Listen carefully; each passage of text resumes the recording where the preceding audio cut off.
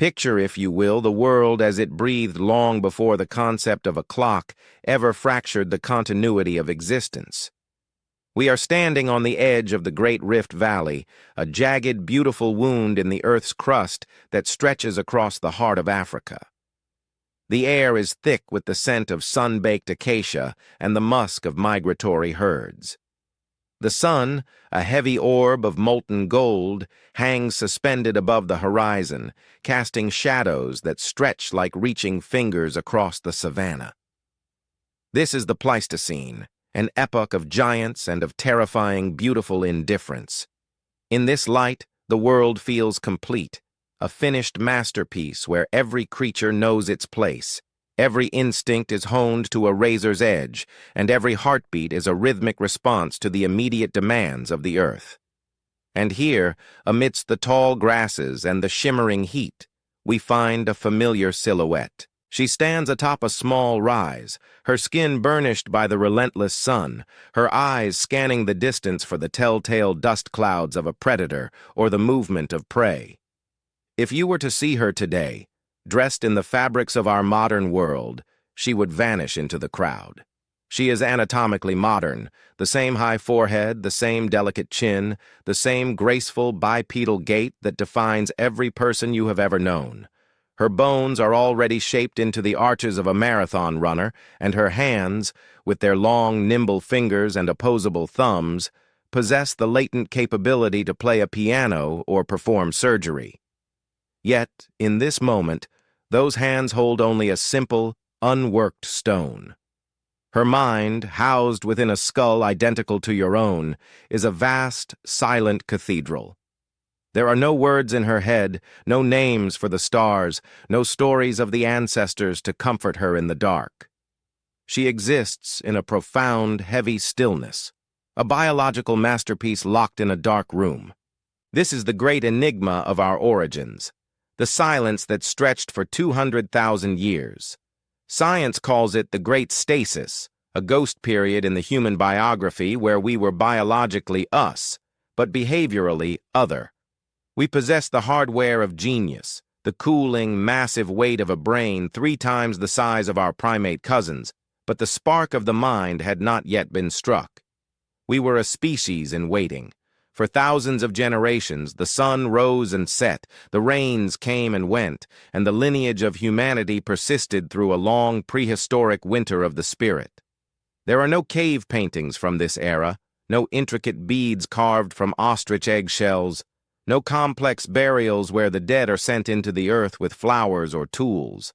There is only the silence of the archaeological record, a haunting lack of evidence that suggests we were surviving, but not yet dreaming. Consider the cost of such a brain. To evolution, the human brain is an expensive luxury, a high-maintenance organ that demands 20% of our daily caloric intake while accounting for only 2% of our body weight. In the brutal economy of the Stone Age, why would nature invest so heavily in a vessel that remained essentially empty? Our ancestors carried this heavy weight through the brush, nursing infants whose large skulls made childbirth a lethal gamble, and protecting a long, vulnerable childhood that served no immediate survival purpose. This was a biological gamble of cosmic proportions. We were paying the price of intelligence without yet reaping the rewards of imagination. We walked the earth as anatomically modern humans, a sterile scientific term for creatures who had the capacity for everything, yet the reality of nothing. Imagine the nights of this silent era. The moon rises over the savanna, a silver eye watching the slow movement of the herd. Our ancestors gather in small, tight-knit groups, huddling together for warmth and safety. There is no conversation, only the soft grunts of social grooming and the rhythmic breathing of sleep. They look up at the Milky Way, a celestial river of light, but they do not see gods or myths. They see only the night. There is no concept of tomorrow to worry them, and no yesterday to haunt them with regret. They are bound to the eternal present, a state of being we might envy for its simplicity, yet one that kept us tethered to the animal world for nearly 200 millennia. The world around them was changing, though they had no words to describe it. The great ice sheets in the north were breathing, expanding and retreating in a slow geological pulse that altered the rainfall patterns of Africa. Forests became grasslands, rivers became dust. In this shifting landscape, the silent humans were tested. They were masters of the long walk, their bodies optimized for endurance. They could track a wounded animal for days, moving with a tireless, rhythmic stride that eventually wore down even the fastest gazelle. Their sweat glands, a revolutionary adaptation, acted as a biological cooling system, allowing them to hunt in the midday heat when other predators were forced to hide in the shade. This was the biography of the body in its purest form. A survival machine refined by the pressures of the savannah, a creature of bone and sinew that was perfectly adapted to the physical world, even as its inner world remained a void. Yet deep within the marrow, deep within the silent errors of the code of life, something was beginning to stir.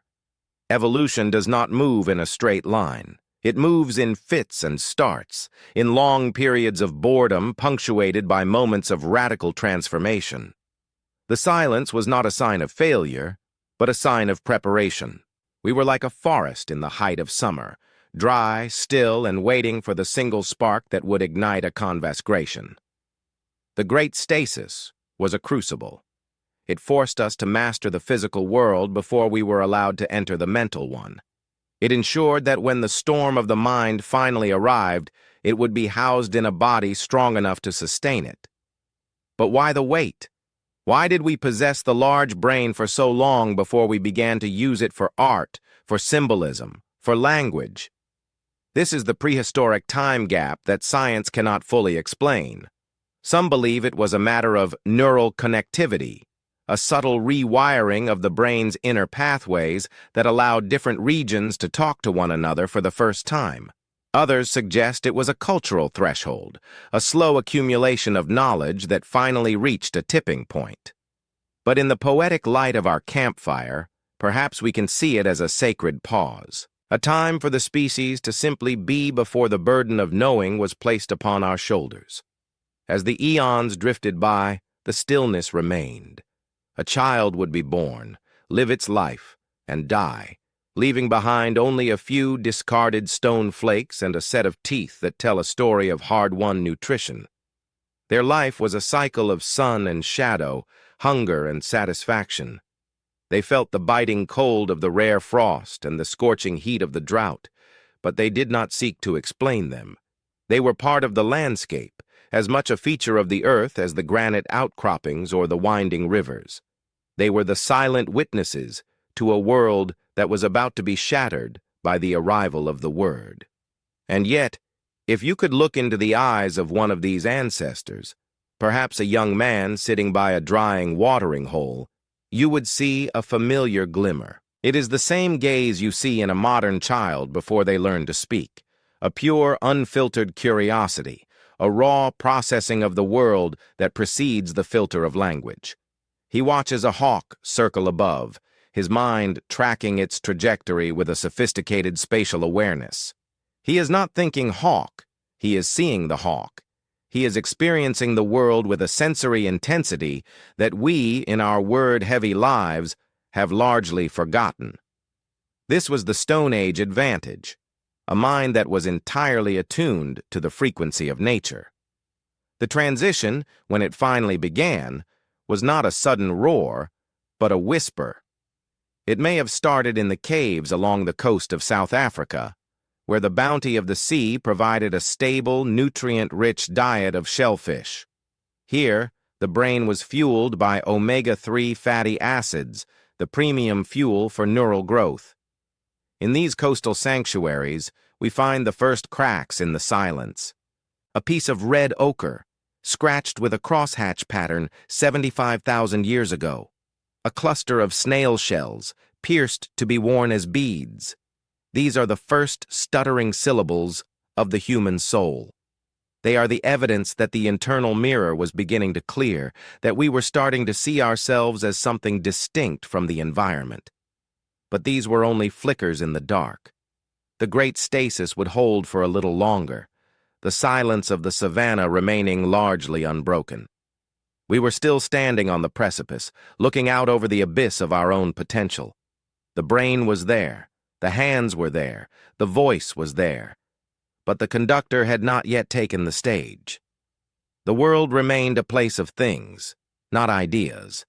A spear was a spear, not a symbol of power. A fire was warmth, not a spirit to be worshipped. Generations faded into dust, their bones returning to the red earth of Africa, yet the trait remained, the large, quiet brain, the silent passenger waiting for its moment. It is a humbling thought that for most of our history, we were a species of beautiful, silent animals. We were the prehistoric gap personified. And as we sit here in the modern night, we are the legacy of that silence. We are the ones who finally found the words, who finally struck the flint, who finally shattered the stillness. But somewhere, deep in the primitive architecture of our minds, the silence of those 200,000 years still lingers. It is the stillness we feel when we gaze into a fire, or when we look at the stars and find ourselves for a moment without words. Close your eyes and let the modern world dissolve into the mists of deep time. Imagine the earth not as the familiar patchwork of cities and highways we know today, but as a wild, breathing giant, shifting beneath the weight of the Pleistocene. We are traveling back, far beyond the reach of written memory, to an era where the very air tasted of wood smoke and raw earth. The atmosphere is heavy, cooling, and treacherous. We find ourselves in the heart of the African continent, a land that had once been a verdant, emerald paradise of endless canopies and hidden waterfalls. For millions of years, this was our cradle, a world of dappled sunlight and the constant rhythmic dripping of rain upon broad leaves. But the great gears of the planet were turning, driven by celestial cycles and shifting currents in the deep oceans. The world began to change, not with the sudden violence of a volcano or the roar of an earthquake, but with a quiet, persistent thirst. It was a drying, a slow leaching of moisture from the soul of the land, as the lush green curtains of the rainforest began to pull back, retreating toward the equator like a tide going out and never returning. The trees, once our protectors and our providers, began to die at the edges. The canopy thinned, the shade grew sparse, and the familiar sweet fruits that had sustained our lineage for eons vanished into the hazy memories of the elders. In their place came the grass, a golden swaying sea of sharp blades that stretched toward the horizon, shimmering under a sun that had grown fierce and unforgiving. This was the birth of the savannah, a landscape of brutal clarity where there was nowhere left to hide. To our ancestors, this was the end of the world they knew. In reality, it was the forge of our becoming. Picture the heat shimmering off the cracked red earth, a relentless, pulsating warmth that seemed to vibrate in the very marrow of the bone. The sky, once hidden by the intricate lace of leaves, was now a vast, terrifying bowl of blue, offering no respite from the gaze of the sun. It was a sun that demanded more from our biology than we were yet prepared to give, a celestial sculptor that began to chip away at the remnants of our forest-dwelling past, honing us for a future we could not yet imagine. Within the biography of the human body, this era represents a radical, painful rewrite. Consider the foot, that complex architecture of 26 bones, 33 joints, and more than 100 muscles, tendons, and ligaments. In the forest, the foot was a climber, with a flexible midfoot and a grasping toe designed to navigate the vertical world of the trees. But as the trees retreated, the foot was forced to become a traveler. It had to harden, to arch, and to transform into a high-tensile spring capable of carrying a heavy frame across miles of uneven, sun-baked terrain. This was the Great Walk, an evolutionary marathon where the cost of failure was extinction. Imagine one of our ancestors, let us call her the mother of the drought, standing at the edge of a shrinking forest island. She carries a child on her hip, her muscles aching from the unaccustomed weight of upright movement. She looks out across the shimmering grass, where the silhouettes of giant predators, saber-toothed cats and massive, long-legged hyenas, move like shadows through the haze. To step out into that light was to embrace a profound vulnerability. We were slow, we were soft-skinned, and we lacked the natural weaponry of claws or fangs. Our only hope lay in the endurance of our spirit and the slow, silent adaptations beginning to take root in our flesh. Survival in this golden theater was earned through the sacrifice of sweat. Among all the primates, we would become the only ones to trade our protective fur for a coat of microscopic glands. This was a silent error in the code of life, a genetic stutter that thinned the hair and multiplied the sweat glands until we became the masters of thermoregulation. While the great cats were forced to pant and rest in the heat of the midday sun, we discovered we could keep moving. We became the persistent hunters, the creatures who could endure the furnace of the savannah because our skin had learned to breathe. But this adaptation came with a terrifying cost, the constant, desperate need for water. We were now tethered to the watering holes of the Rift Valley by an invisible leash of salt and moisture. Each day became a calculated gamble. How far could we walk from the safety of the water before the thirst became a lethal weight? The environment was no longer a provider. It was an exacting master, measuring our lives in milliliters of sweat and miles of red dust. The Great Drought was not merely a change in weather, it was a psychological pressure cooker. In the forest, food was often within arm's reach. In the savannah, every calorie was a prize to be won through strategy and stamina. We began to look at the world differently. The grass was not just grass, it was a map of hidden dangers and potential rewards. We learned to read the flight of vultures, the alarm calls of birds, and the subtle scent of rain carried on the wind from hundreds of miles away. Our eyes, once tuned to the varying shades of green in the canopy, began to sharpen, focusing on movement at a distance, tracking the rhythmic bobbing of a gazelle's head or the twitch of a predator's ear. This was the sharpening of the human gaze, the birth of the scout, the navigator, and the strategist. Think of a night in this drying world, 70,000 generations ago. The moon is a thin sliver, and the air has turned brittle and cold as the desert sands lose their heat as quickly as they gained it. A small band of our ancestors huddles together near the base of a lonely baobab tree. They are exhausted, their feet bruised by the flint and stone of the day's journey. They do not have fire yet. They have only each other. They listen to the symphony of the night, the low, guttural growl of a lion, the frantic scuttle of a beetle, the dry rustle of the wind through the dead stalks of grass. In this silence, the brain, that energy-hungry organ, begins to process the day's data. It is searching for patterns, for accidents of survival that can be repeated.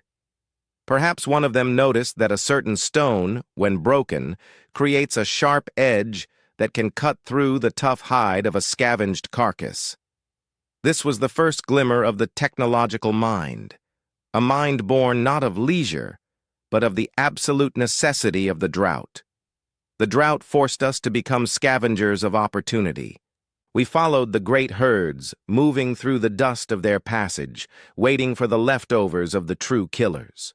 We were the clever cousins on the fringe, using our upright posture to see over the tall grass, our hands freed from the task of climbing to carry the heavy bones of a kill back to the safety of our kin. This uprightness, this bipedalism, was a revolutionary defiance of gravity, but it was also a burden. It narrowed the birth canal even as our brains began to grow, creating a biological tension that would define human life forever. We began to give birth to infants who were helpless, whose skulls were unfinished, demanding years of intense social care. The drought, by forcing us onto two legs, effectively forced us to become more social, more cooperative, and more deeply connected to one another. The harshness of the climate was the mortar that bound the first human families together. As the millennia passed, the drought deepened. Large lakes that had once teemed with life vanished, leaving behind vast white salt pans that blinded the eyes. The forests became mere memories, ghosts of a green world that no longer had a place in the arid reality of the Pleistocene. We were being pushed to the very limits of our biology. Our skin grew darker to protect us from the ultraviolet assault. Our limbs grew longer and leaner to dissipate heat. We were becoming the long-distance runners of the animal kingdom. But more importantly, the soil of our genome was being prepared for a mutation that would transcend the physical. The struggle for water and food was creating a demand for a new kind of tool, not one made of stone, but one made of thought. Imagine the moment when the first silent error occurred in the regulatory genes of a developing embryo in a small, thirsty tribe. This was not a change you could see in the bones. It was a subtle shift in the timing of brain development, a lengthening of the period of plasticity.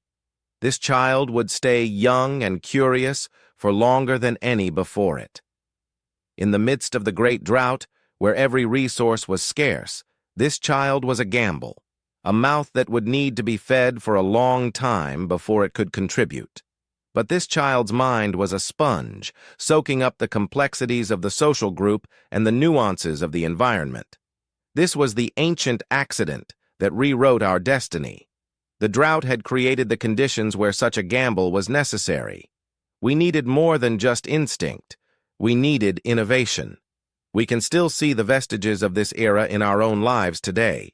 Why do we feel a deep ancestral peace when we look out over a park or a clearing? Why does the sound of running water soothe us so profoundly? It is the memory of the savanna, the echo of a time when a clearing meant safety from hidden predators and water meant life itself. Our bodies still react to stress as if a leopard is crouching in the tall grass. Our hearts race, our breath quickens, and our skin prepares to sweat. We are the children of the thirst, the descendants of those who refused to die when the trees vanished. We carry the scars of the savanna in our lower backs, our knees, and our varicose veins, the price we pay for the audacity of standing tall in a world that wanted us to crawl.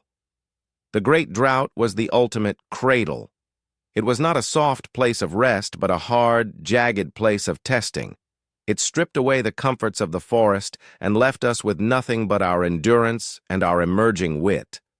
It was the time when we stopped being just another branch on the primate tree and started becoming the masters of the long walk. As the dust swirled around our ancestors and the sun beat down on their unprotected heads, the silence of the previous eons began to vibrate with a new tension. The stage was set, the actors were honed, and the environment had issued its final challenge. And as the climate continued its slow, erratic dance, the first sparks of a new kind of fire were beginning to gather in the dark. Not the fire that burns the wood, but the fire that burns in the mind. The fire of imagination, of planning, and of the first whispered questions. The thirst had done its work. It had made us desperate. And in that desperation, we found the strength to transcend the limits of the flesh. The great stasis was coming to an end, not because the world became kinder, but because we became more resilient. The air of the Pleistocene is thin, crisp, and carries the scent of drying grass and distant volcanic ash. As the sun dips below the jagged horizon of the Great Rift Valley, the world enters a transition that is both physical and metaphysical. We are descending now, leaving the sun-scorched plains and the tangible struggles of the hunt, to journey into a place that no eye has ever seen, the silent, microscopic interior of the human cell.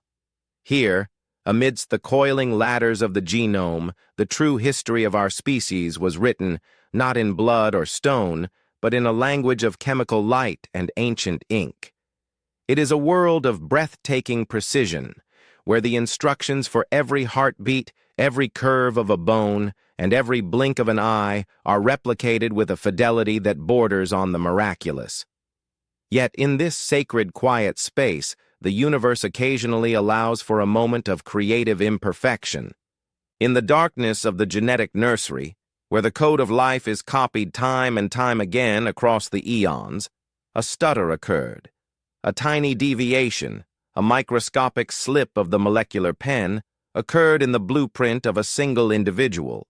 To any biological witness, it would have seemed a mere flaw, an error in the grand design.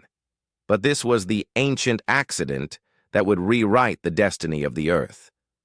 Picture a mother, perhaps 70,000 years ago, resting in the hollow of a limestone outcrop as the moon begins its slow ascent. She feels the weight of her infant in her arms, a child who looks no different from the thousands of generations that came before. She does not know that within this child the code has shifted. There was no lightning bolt from the heavens to mark the moment, no change in the color of the child's eyes or the strength of its grip. The mutation was silent, a ghost in the machine.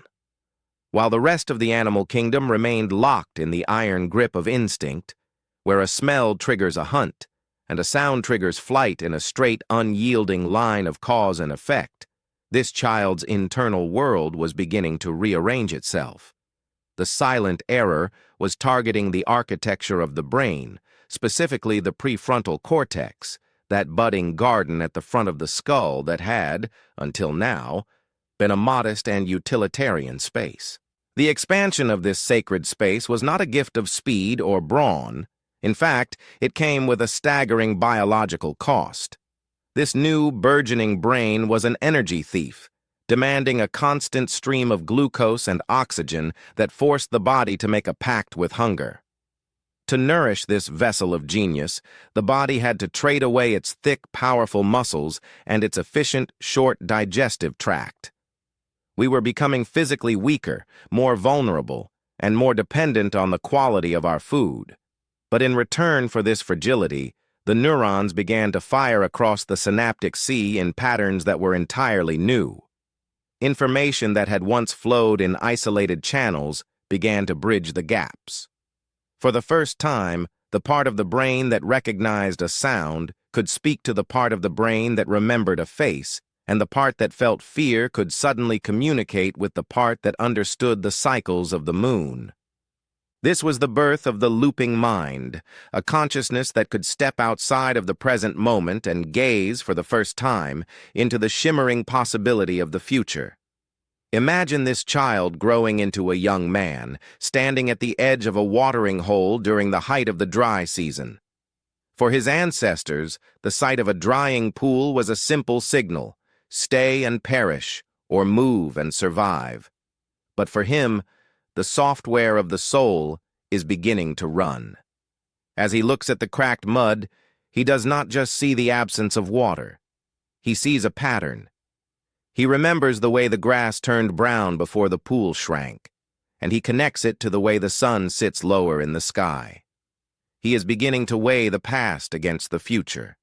In his mind, he is already 3 days' journey away, standing at the next river.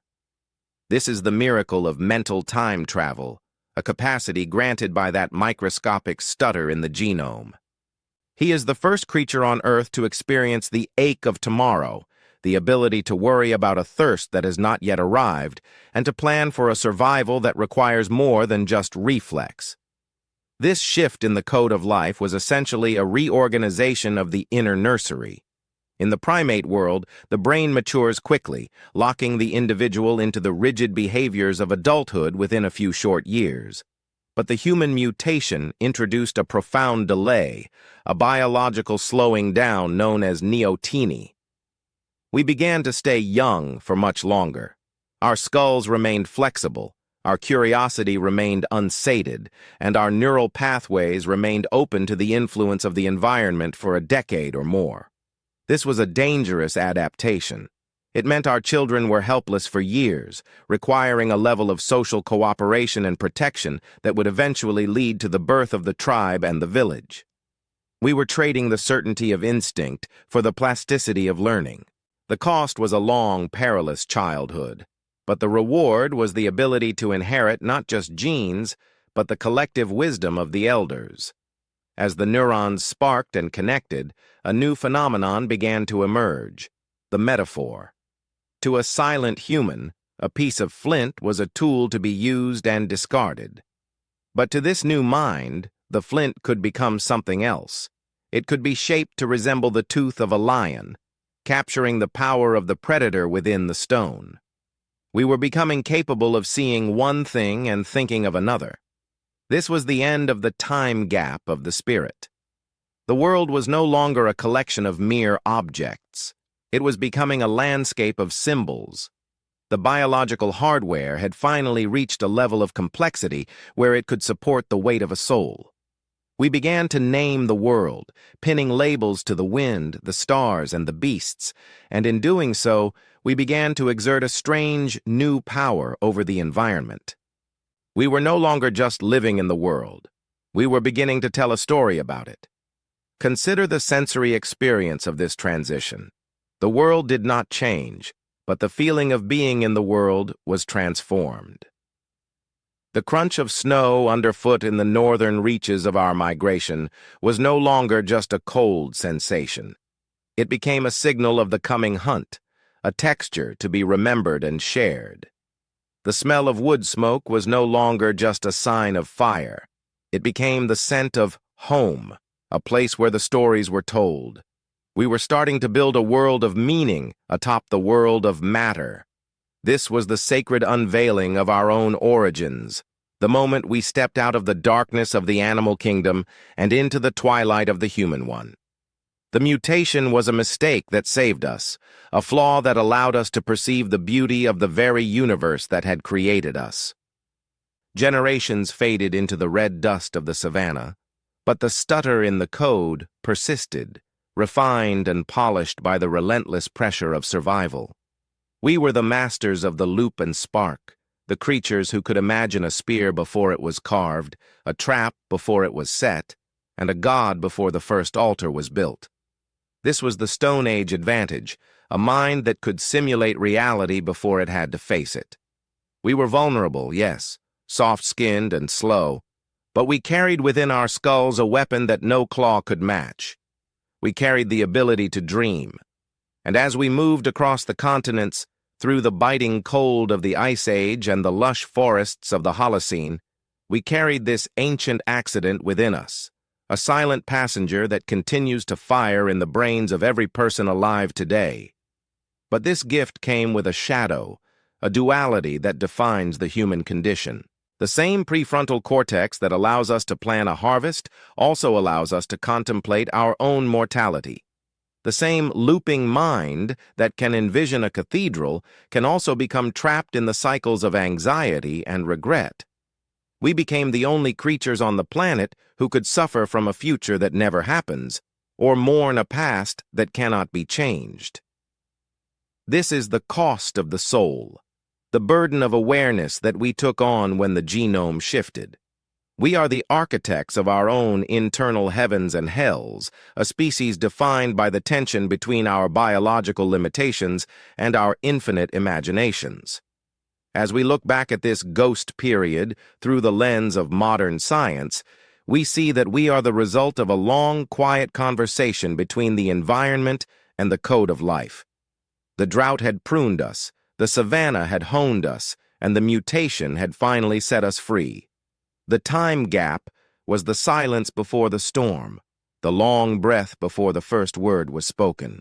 And now, the storm of the mind was beginning to gather strength.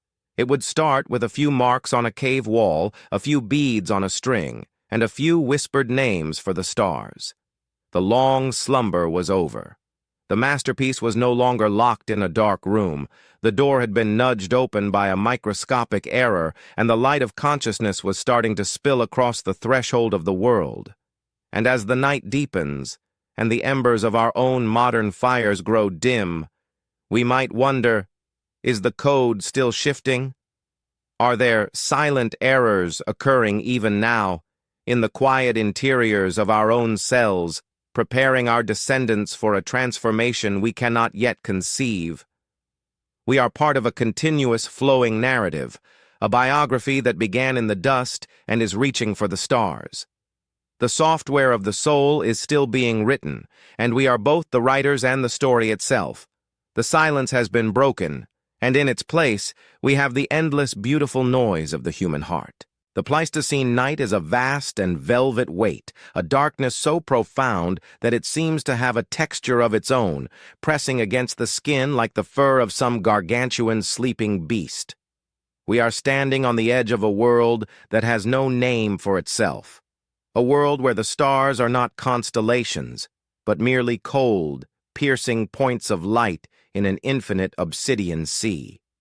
The wind, carrying the scent of drying basalt and the musk of 1,000 migrating wildebeest, moans through the acacia thorns of the great Rift Valley. It is a time of immense, unthinking nature, an era where the laws of the earth are written in the iron language of hunger and the rhythmic beating of the heart. But tonight, a new kind of silence has fallen over a small cluster of limestone caves.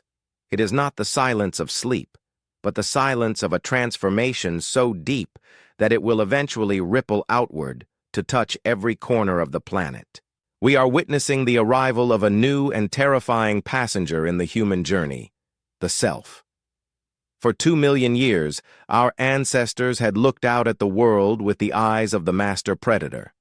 They saw the movement of the gazelle as a trajectory of calories. They saw the gathering storm as a signal for shelter. They saw their kin as extensions of their own survival needs. But in the quiet interior of the skull, that burgeoning garden of the prefrontal cortex has reached a critical mass. The wiring has looped and sparked, and suddenly the brain has done something the universe has never seen before.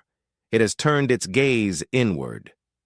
Picture a woman, her skin scarred by the brambles of the day's forage, kneeling by a still volcanic pool as the first light of dawn begins to bleed across the horizon.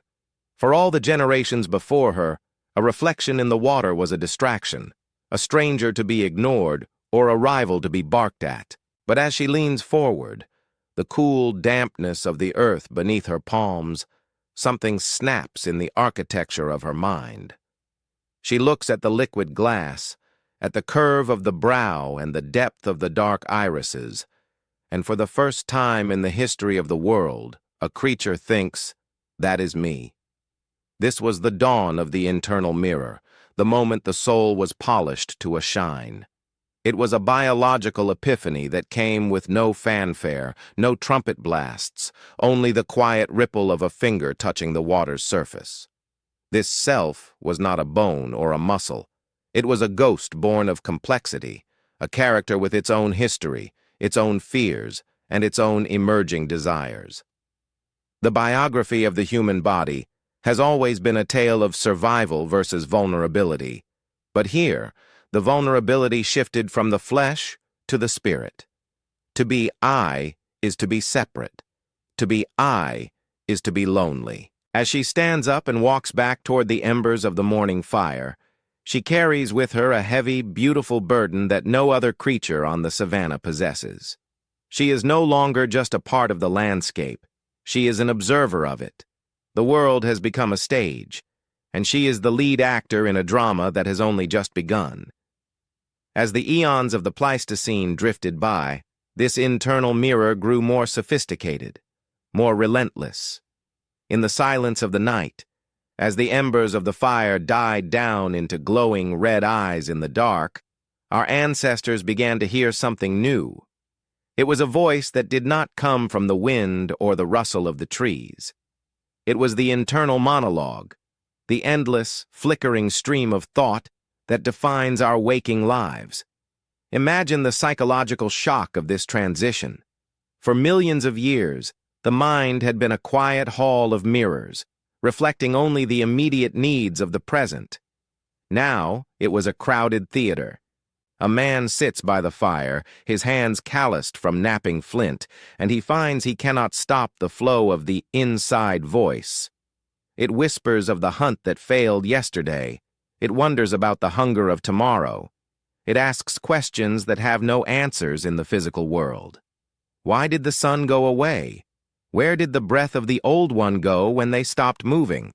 This was the birth of the software of the soul, an adaptation that was both a weapon and a wound. The survival advantage was immense. By having an internal dialogue, we could simulate reality. We could talk to ourselves about a plan before executing it. We could rehearse the strike of the spear or the path through the mountains. But the cost was a profound and haunting sense of isolation. To realize that you are an I is to realize that you are alone in the fortress of your own skull. We began to realize that we were separate from the world, yet inextricably bound to it by the threads of our own mortality. The internal mirror showed us our own face, but it also showed us the ticking clock of our own existence. We were the first animals to know that we were going to die, and that knowledge created a spiritual vacuum that demanded to be filled. This realization brought with it a desperate, aching need to bridge the gap between ourselves and others. If I am an I, what are you? We started to wonder what was behind the eyes of our companions. When the leader of the tribe looked at the moon, did he feel the same cold shiver of wonder? When the mother cradled her child, was her internal monologue singing the same song of protection and fear? This was the birth of theory of mind, the ability to imagine the internal world of another. It was a bridge built of shadows and hope. We began to peer into the gaze of our kin, looking for the reflection of our own new consciousness. This was the moment the time gap was truly closing, replaced by the intricate social web of empathy. We were no longer just a pack. We were a community of souls, each carrying a private universe, yet desperate to share the light. Consider the biography of the eye in this new era. The human eye is unique among primates for its visible white sclera. This was not an accident. It was a silent error in the code that became a masterpiece of social communication. Because our eyes have whites, we can see exactly where another person is looking. We can follow their gaze to a hidden predator or a ripe fruit, but more importantly, we can see the flicker of the self in their expression. Our eyes became the windows of the internal mirror, allowing us to signal intent, fear, and love without a single sound. In the deep time language of evolution, the eye was transformed from a simple light sensor into a sophisticated tool of emotional resonance. It allowed us to say, "I see you, and I know that you see me." This was the antidote to the loneliness of the self, a biological tether that kept us from drifting away into the void of our own minds. Day by day, the experience of being human grew more complex, more layered with meaning. Imagine a young girl in the middle of a Neolithic summer, centuries before the first city was ever conceived. She is tasked with gathering tubers on the edge of a great cedar forest. In the old world, the forest was just a place of resources and dangers. But to her, the forest has a feeling. The way the light filters through the needles, the way the damp moss smells like the beginning of time. She feels a connection to it that she cannot name. She stops her work and looks at her own hands, stained with the dark earth. She feels the pulse in her wrist, the rhythmic thump-thump of her own life. She is struck by the sheer improbable fact of her own existence. I am here. I am this. I am now. This is the sacred unveiling of the human condition, the moment when the biological hardware of the brain finally allows for the spiritual software of awe. But the internal mirror also cast long shadows. The ability to imagine the future meant the ability to imagine loss. The ability to remember the past meant the ability to carry the weight of grief. We began to see the world as a place of sacrifice. To keep the I alive, we had to take the lives of others, the deer, the mammoth, the rival tribe. The internal monologue began to grapple with the concept of right and wrong, the first stirrings of a moral compass in a world that had previously known only the neutrality of nature. We were no longer innocent.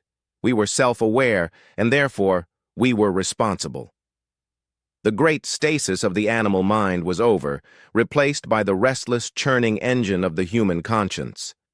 We began to build rituals to appease the voices in our heads, to find some way to harmonize the I with the all. Generations faded into the dust of the Great Rift Valley, yet the trait remained, the internal mirror, growing sharper with every passing millennium. We carried it with us as we migrated out of Africa, across the frozen wastes of Doggerland and into the lush valleys of the Indus and the Yellow River. Each step of the journey was filtered through the lens of the self. The landscape was no longer just a physical space, it was a psychological one. We named the mountains after our fears and the rivers after our ancestors. We were projecting our internal worlds onto the external one, turning the earth into a giant map of the human spirit. The biography of the body was now being written in the architecture of our thoughts. And as the ice retreated and the first dawn of civilization began to break, the internal mirror found a new medium: language. The inside voice finally found a way out. We began to use sounds to represent the objects of our thoughts, but also the feeling of the self. We created words for I, for me, and for mine. We wove stories that explained why we were here and where we were going. The loneliness of the individual soul was mitigated by the collective power of the myth. We realized that while we were separate vessels, we were all sailing on the same dark sea, guided by the same stars. The software of the soul was now being shared, updated, and expanded through the medium of the spoken word. Even now, in our modern world of silicon and glass, we carry this ancient passenger with us. When you look in the mirror in the morning, or when you lie awake in the silence of the night listening to the chatter of your own thoughts, you are experiencing the legacy of that first woman at the volcanic pool. You are the recipient of a 200,000-year-old mutation that turned the lights on in the universe. We are still separate, still plagued by the ache of the self, yet we are still reaching out across the gap, trying to bridge the distance between our internal mirrors.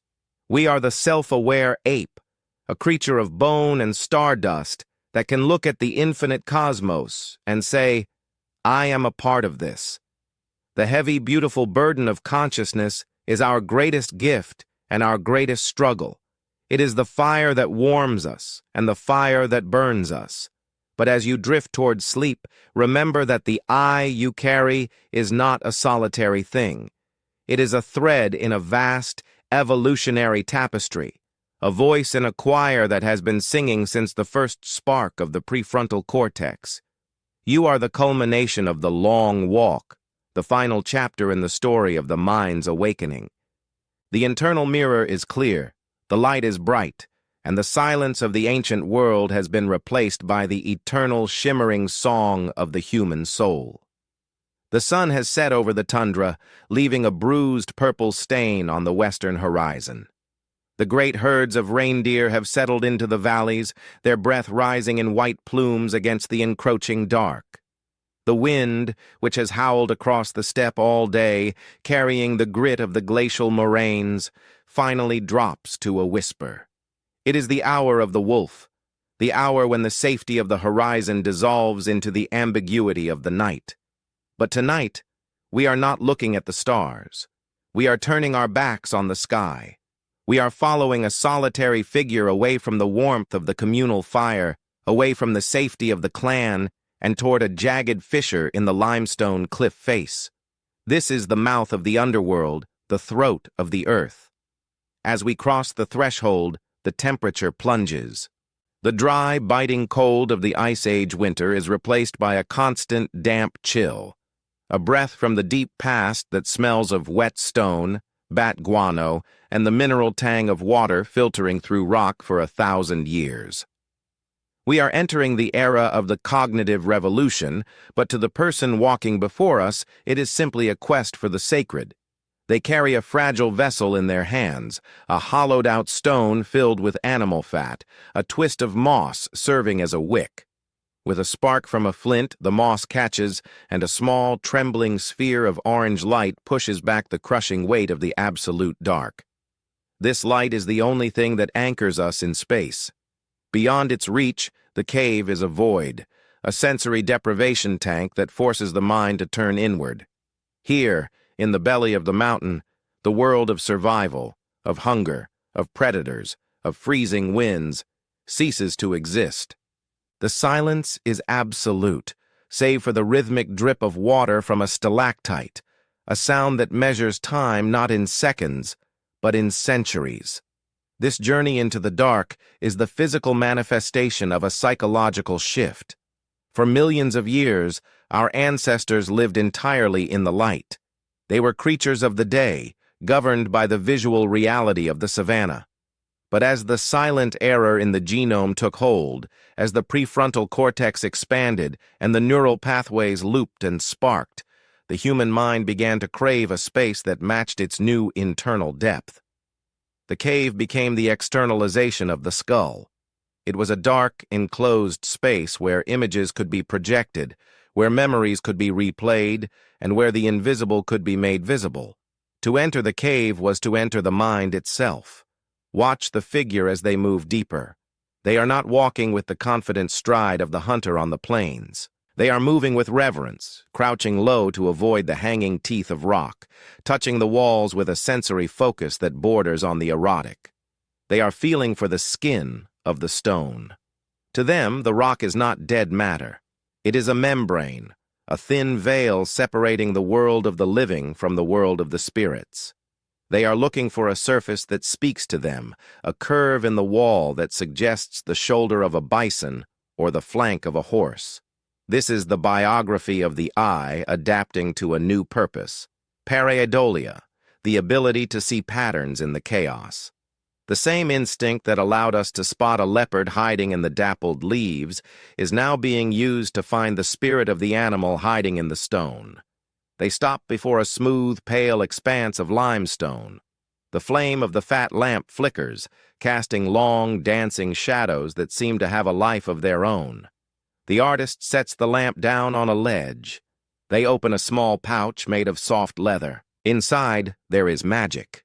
Not the magic of spells, but the magic of chemistry. There is charcoal, the charred remains of the wood that kept the clan warm. There is ochre, the iron-rich blood of the earth, ground into a fine red dust. There is manganese, dark and heavy. These are the tools of the first alchemists. Consider the hand that reaches into the pouch. It is a masterpiece of evolution, shaped by millions of years of grasping branches, cracking nuts, and throwing spears. It is a tool of violence and a tool of care. But tonight, it is becoming something else. It is becoming an instrument of transmission. The artist mixes the red powder with a little water, perhaps even with their own saliva, binding the pigment with the very fluid of their life. The mixture is thick, visceral, a paste that bridges the biological and the geological. The artist places their hand against the cold, white wall. The fingers are splayed, the palm pressed flat. It is a gesture of contact, a desire to touch the unyielding permanence of the stone. With the other hand, they take a hollow bird bone, dipped in the red liquid. They place the bone to their lips. Take a deep breath. Feel the air of the Pleistocene fill the lungs, the same air that the mammoths breathe, the same air that carries the scent of the coming snow. And then, with a sharp exhalation, they spray the pigment over their hand. Pfft! A fine mist of red settles over the skin and the stone. When the hand is pulled away, a miracle has occurred. There, surrounded by a halo of red stardust, is the negative image of the hand. It is a ghost hand, a shadow trapped in stone. This moment, this single act of pinning the self to the wall, is the first shadow. It is a declaration that defies the laws of entropy. In the harsh world outside, everything decays. Bodies return to the dust, wood rots, footprints are washed away by the rain. But here, in the stillness of the cave, the handprint remains. It is the first attempt by a human being to say, I am. It is a shout into the void, a defiance of death. I was here. I breathed. I stood in this dark place and I left my mark. But the hand is only the beginning. The cognitive revolution did not just give us a sense of self, it gave us the power of the symbol. The world ceased to be merely a collection of objects and became a forest of meaning. The bison on the plains was no longer just meat. It was a symbol of power, of abundance, of the thundering life force that sustained the tribe.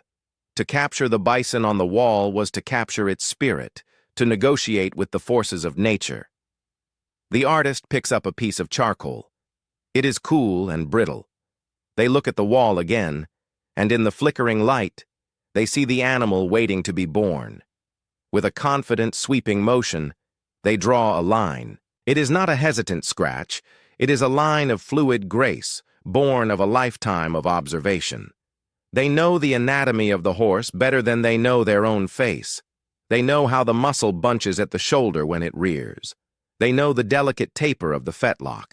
They know the wild, rolling terror in the eye when the wolves close in. As the charcoal grates against the limestone, a sound echoes in the small chamber. Scritch, scritch, scritch. It is the sound of the mind projecting itself into the world. The line becomes a back, a belly, a leg. The artist uses the natural contours of the rock to give the animal depth. A bulge in the stone becomes the heave of the rib cage. A crack becomes the ground line. This is not a static image. In the wavering light of the fat lamp, the drawing seems to move. The shadows dance across the surface, making the horse appear to breathe, to run. This is the first cinema. This is the first virtual reality. Imagine the trance-like state of the artist. The air in the cave is low in oxygen, high in carbon dioxide. The flickering light induces a hypnotic rhythm in the brain. The silence presses in. In this altered state, the line between the creator and the creation blurs. The artist is the horse. They feel the wind in their mane. They feel the turf under their hooves. This is the mirror neuron system firing in a way it never has before. The empathy we developed to understand each other is now expanding to embrace the entire living world. We are weaving ourselves into the tapestry of nature, acknowledging that we are kin to the beasts we hunt. This duality, the hunter and the lover, is etched into every line. To kill the animal, one must love it enough to understand it. One must become it. The cave art is an act of atonement, a way of honoring the life that is taken to sustain the tribe. It is a prayer painted in soot and blood. Forgive us, the walls seem to say, and return to us in the spring. As the gallery grows, the forest of symbols becomes dense. Here is a lion, its jaw open in a silent roar. Here is a rhinoceros, heavy and armored. Here is a herd of reindeer swimming across a river, their antlers like a floating forest. These images are not decoration. They are tools. Just as a flint spear is a tool for the hand, these images are tools for the mind. They allow the tribe to teach the young, to plan the hunt, to store information about the behavior of the animals. The cave wall is the first encyclopedia, the first library, the first hard drive of human knowledge. But it is also the first cathedral. We find evidence that these deep caves were not used for living. There are no piles of discarded bones from daily meals, no signs of long-term habitation. These were places of visitation. People came here, braving the dark and the cave bears, to undergo an experience. Perhaps it was a rite of passage for the young. Imagine a boy, terrified, led into the dark by the elders. The lamps are extinguished. He is left in the absolute blackness, the silence ringing in his ears. He must face his own fear, his own internal mirror. And then a light is struck. The wall illuminates. The animals leap out at him from the dark, the great bulls, the galloping horses. He is given the secret knowledge of the tribe. He is initiated into the world of symbols. He enters as a child of the flesh and leaves as a child of the myth. This shift, from the literal to the symbolic, is the subtle shift in the code of life manifesting in culture. It is the moment when we stopped living in the here and now and started living in the what if. What if the bison doesn't come back? Let us draw him to ensure his return. What if we could speak to the ancestors? Let us leave our handprints so they can see us. The symbol is a bridge between the known and the unknown. It is a way of controlling the uncontrollable. Think of the sensory details of the cave environment. The air is always 12 degrees Celsius, regardless of the season outside. It is a womb of temperature stability. The floor is often slick with clay, cool against the bare foot. The smell is distinct, a mix of wet earth, the animal fat of the lamps, and the metallic tang of the ochre. And the sound, caves have their own acoustics. A hum, a chant, a flute made of vulture bone. These sounds reverberate, amplifying the voice, making it sound like the voice of a god. The cave was an instrument, played by our ancestors to alter their own consciousness. The first shadow on the wall also represents the birth of deep time awareness. When the artist placed their hand over a handprint made by a grandmother who died years ago, they were engaging in a dialogue across time. They were acknowledging a lineage. She was here. Now I am here. This is the beginning of history. Before this, time was a circle. The sun rises, the sun sets, the seasons cycle. But with the mark on the wall, time becomes a line. It has a past that is visible and a future that is implied. The cave art is a rebellion against the fleeting nature of the present. It is an attempt to make the moment stay. And what of the silent witness of the stone itself? The limestone, formed from the skeletons of billions of microscopic sea creatures from an ancient ocean, is now the canvas for the dreams of a land-dwelling ape. The geological and the biological merge. The calcium in the rock and the calcium in the artist's bones are the same. The iron in the ochre and the iron in the artist's blood are the same. In the cave, we are reminded that we are not separate from the earth. We are the earth, waking up and looking at itself. As we stand in the cave today, separated from that artist by 30 or 40,000 years, the gap vanishes. We see the hesitation in a line, the smudge of a thumb, the correction of a curve. We feel their presence. We realize that the mind that guided that hand is the same mind that sits within us now. We share the same fears of the dark, the same awe at the beauty of the animal world, the same desperate need to leave a mark. The first shadow is still cast. It stretches across the millennia, touching us, reminding us that we are part of a long, broken chain of dreamers who looked into the dark and found the courage to create light. The cognitive revolution was not just about smarter hunting or better tools. It was about the birth of the inner world. It was the moment when the universe inside the skull became as vast and complex as the universe outside. The cave walls are the membrane between these two worlds. They are the evidence that we had crossed a threshold from which there was no return. We had become the storytellers, the symbol makers, the creatures who could see a bison in a rock and a spirit in the wind. The lamp flickers low. The oil is nearly gone. The artist finishes their work. They wipe their hands on their furs.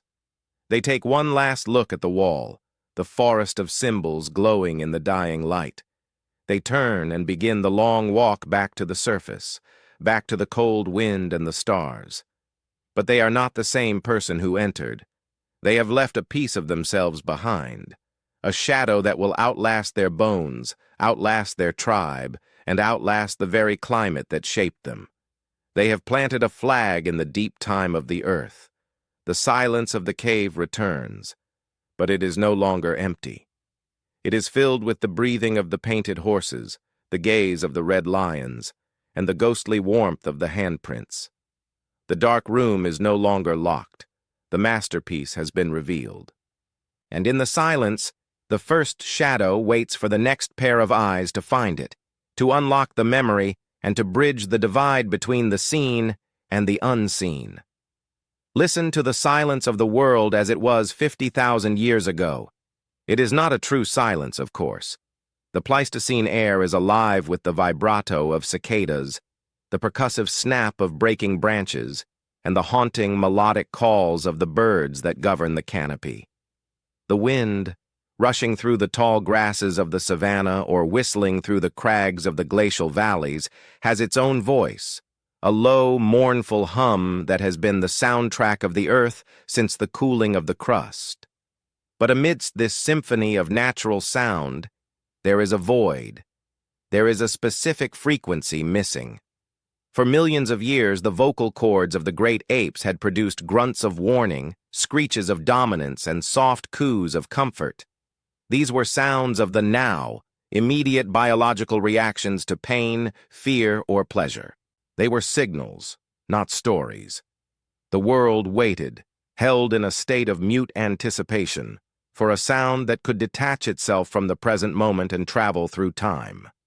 Then, in the flickering twilight of our evolution, came the miracle of the word. It did not arrive with a thunderclap, but perhaps began as a rhythmic mimicry, a playful imitation of the world's own voice. Imagine a group of our ancestors sitting by the embers of a dying fire, the darkness pressing in around them. One of them, inspired by the rhythmic tapping of rain on a broad leaf, begins to click their tongue against the roof of their mouth. Another, remembering the low rumble of a lion in the distance, vibrates their throat to produce a deep, warning growl. These were the first syllables of a new language, the building blocks of a bridge that would eventually span the chasm between individual minds. It was a tentative experiment in sound, a way of taking the chaotic noise of the universe and shaping it into something orderly, something shared. But for this experiment to blossom into the complex tapestry of human speech, the body itself had to be broken and remade. We must look closely at the biography of the throat, for here lies a dramatic evolutionary duality, a trade-off between survival and expression that defines us to this day. To speak as we do, the larynx, or voice box, had to descend deep into the throat. In our primate cousins, the larynx sits high, locking into the nasal cavity like a snorkel. This allows a chimpanzee to breathe and swallow at the same time, a brilliant adaptation for survival, ensuring that eating is never a choking hazard. But we, the storytellers, lost this safety. Our larynx dropped, creating a large echoing chamber in the pharynx above the vocal cords. This descent opened up a vast acoustic playground, allowing our tongues to move freely and shape the air into the vowels and consonants of love, storm, yesterday, and why. Consider the profound risk of this mutation. By lowering the voice box, we exposed ourselves to the constant danger of choking. Every meal became a potential brush with death. Nature, in its ruthless calculus, decided that the ability to speak was worth the risk of dying at dinner. It was a gamble that prioritized the connection of minds over the safety of the throat. This silent error in our anatomy suggests that communication was not just a luxury for our ancestors. It was a survival necessity so potent that it outweighed the basic biological imperative of safe eating. We are the only creatures on Earth who can choke on our own food, but we are also the only creatures who can describe the flavor of a berry to a grandchild who has not yet been born. With this new instrument, the voice, we began to do something that defied the laws of biology. We began to speak of the invisible. Until this moment, communication was tethered to the visible world. You could point to a rock, you could growl at a rival standing before you.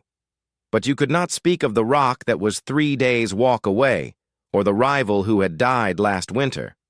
Language broke these chains. It gave us the power of displacement, the ability to detach our minds from the here and now and transport them to the there and then. Imagine a scout returning to the clan after a long day on the tundra. He is exhausted, his skin chapped by the wind, his breath forming clouds in the freezing air. He stands before the fire, and with a series of complex sounds, clicks, hums, and open vowels, he paints a picture in the minds of his kin. He describes a herd of mammoth trapped in a ravine over the next ridge. He describes the steepness of the walls, the depth of the snow, and the best path of approach. He is conjuring a reality that none of the listeners can see. He is planting an image in their brains that is as vivid as if they were standing on the ridge themselves. This is the survival weapon of the word. While the wolves must hunt based on immediate sensory cues, the human pack can plan a hunt based on a shared hallucination. We could coordinate, strategize, and assign roles for a future event. The invisible herd became real enough to organize our actions, turning a group of weak, slow primates into a single, terrifyingly efficient organism. But the power of the word did not stop at the description of the physical world. As the neural pathways looped and sparked, connecting the visual cortex to the centers of emotion and memory, language began to explore the landscape of the abstract. We began to create words for things that had no shape, no weight, no smell, things that lived only in the shadows of the mind. Words like justice, honor, spirit, and tomorrow. Picture the first time the concept of tomorrow was articulated. It must have been a revelation as shocking as the discovery of fire.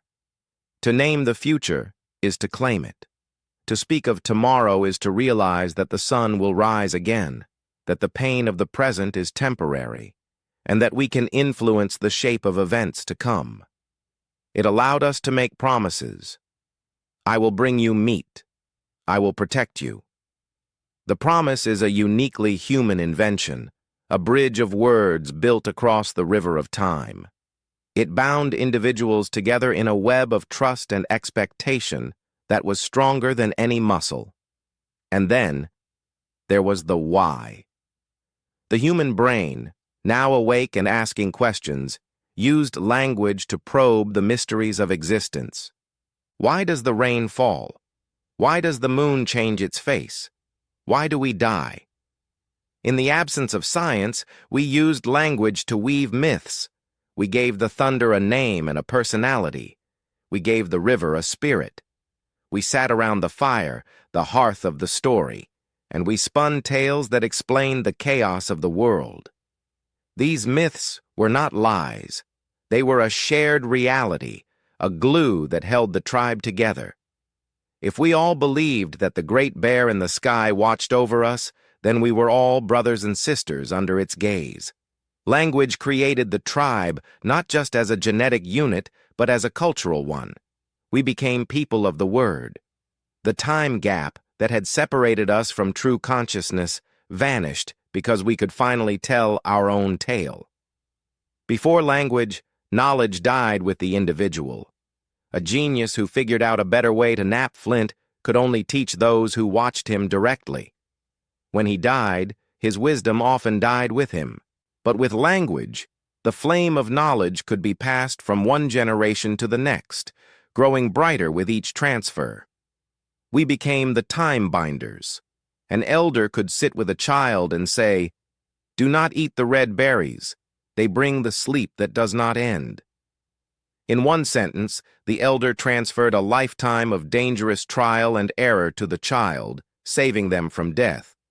The biography of the body became a collective biography, a library of survival strategies stored not in genes, but in stories. This transmission of wisdom through breath and sound created a new kind of evolution, cultural evolution, which moved lightning fast compared to the slow, grinding gears of biological change. We could adapt to new environments not by growing thicker fur, but by sharing the idea of sewing clothes.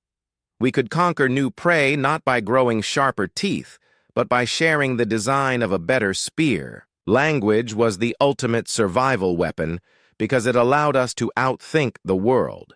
It turned the fragility of the individual into the resilience of the collective. Yet, this gift was also fragile.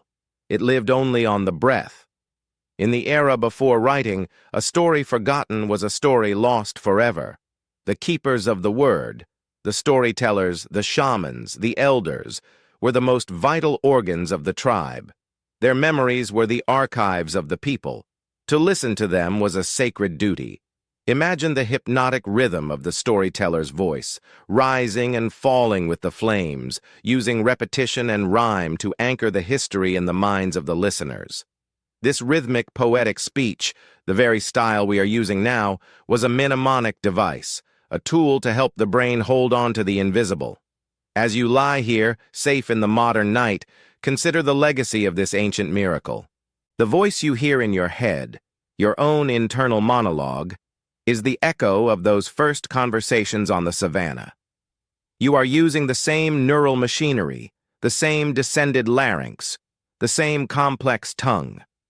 When you read a book, you are engaging in telepathy, receiving the thoughts of another human being across time and space. You are part of the single cohesive organism that began to form when the first word was spoken. The language of the invisible is what makes us human. It is the ability to close our eyes and see a world that does not yet exist, and then, using the power of our voice, to convince others to help us build it. We are the species that talked itself into civilization. We are the creatures who spoke to the silence, and to our astonishment, found that the silence answered back with the echo of our own meaning. Night falls upon the ancient world, a heavy curtain of obsidian velvet that descends with a finality we can scarcely imagine in our age of electric illumination. In the deep Pleistocene, the setting of the sun was not merely a change in lighting, it was a fundamental shift in the physics of survival.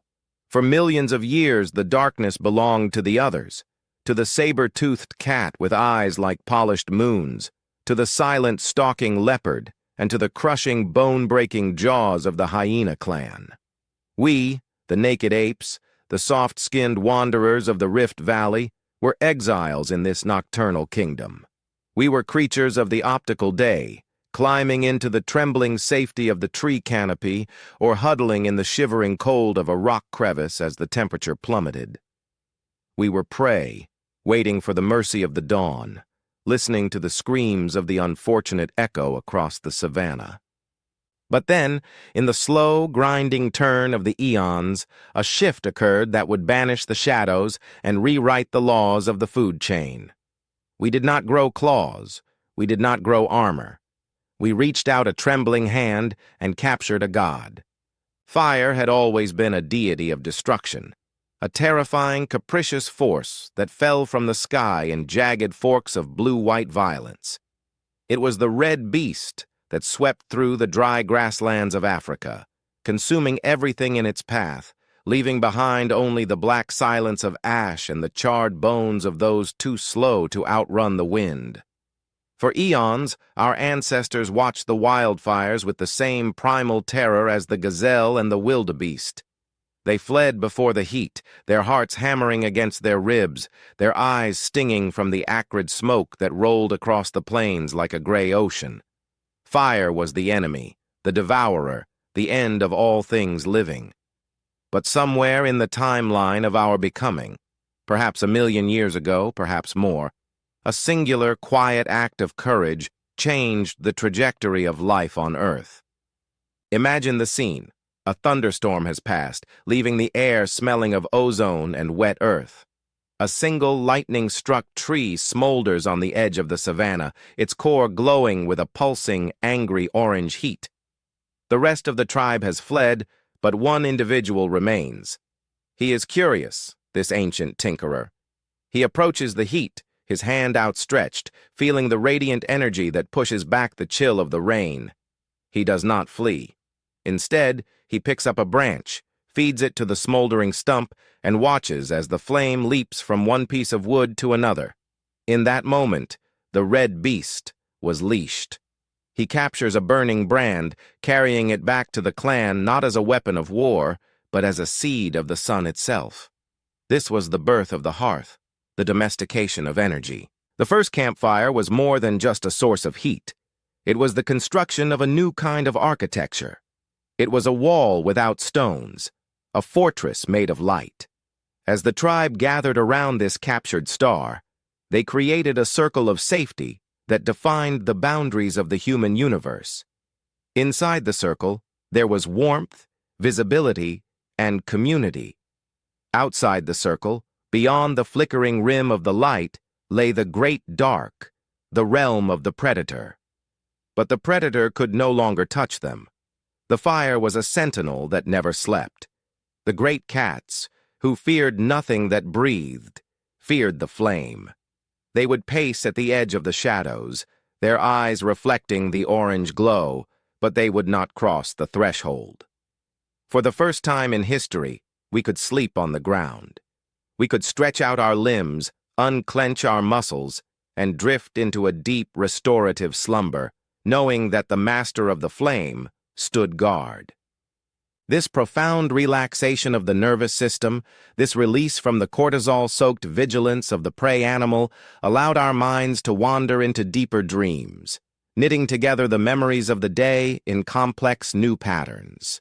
But the true revolution of the fire was not found in the safety of the night. It was found in the chemistry of the stomach.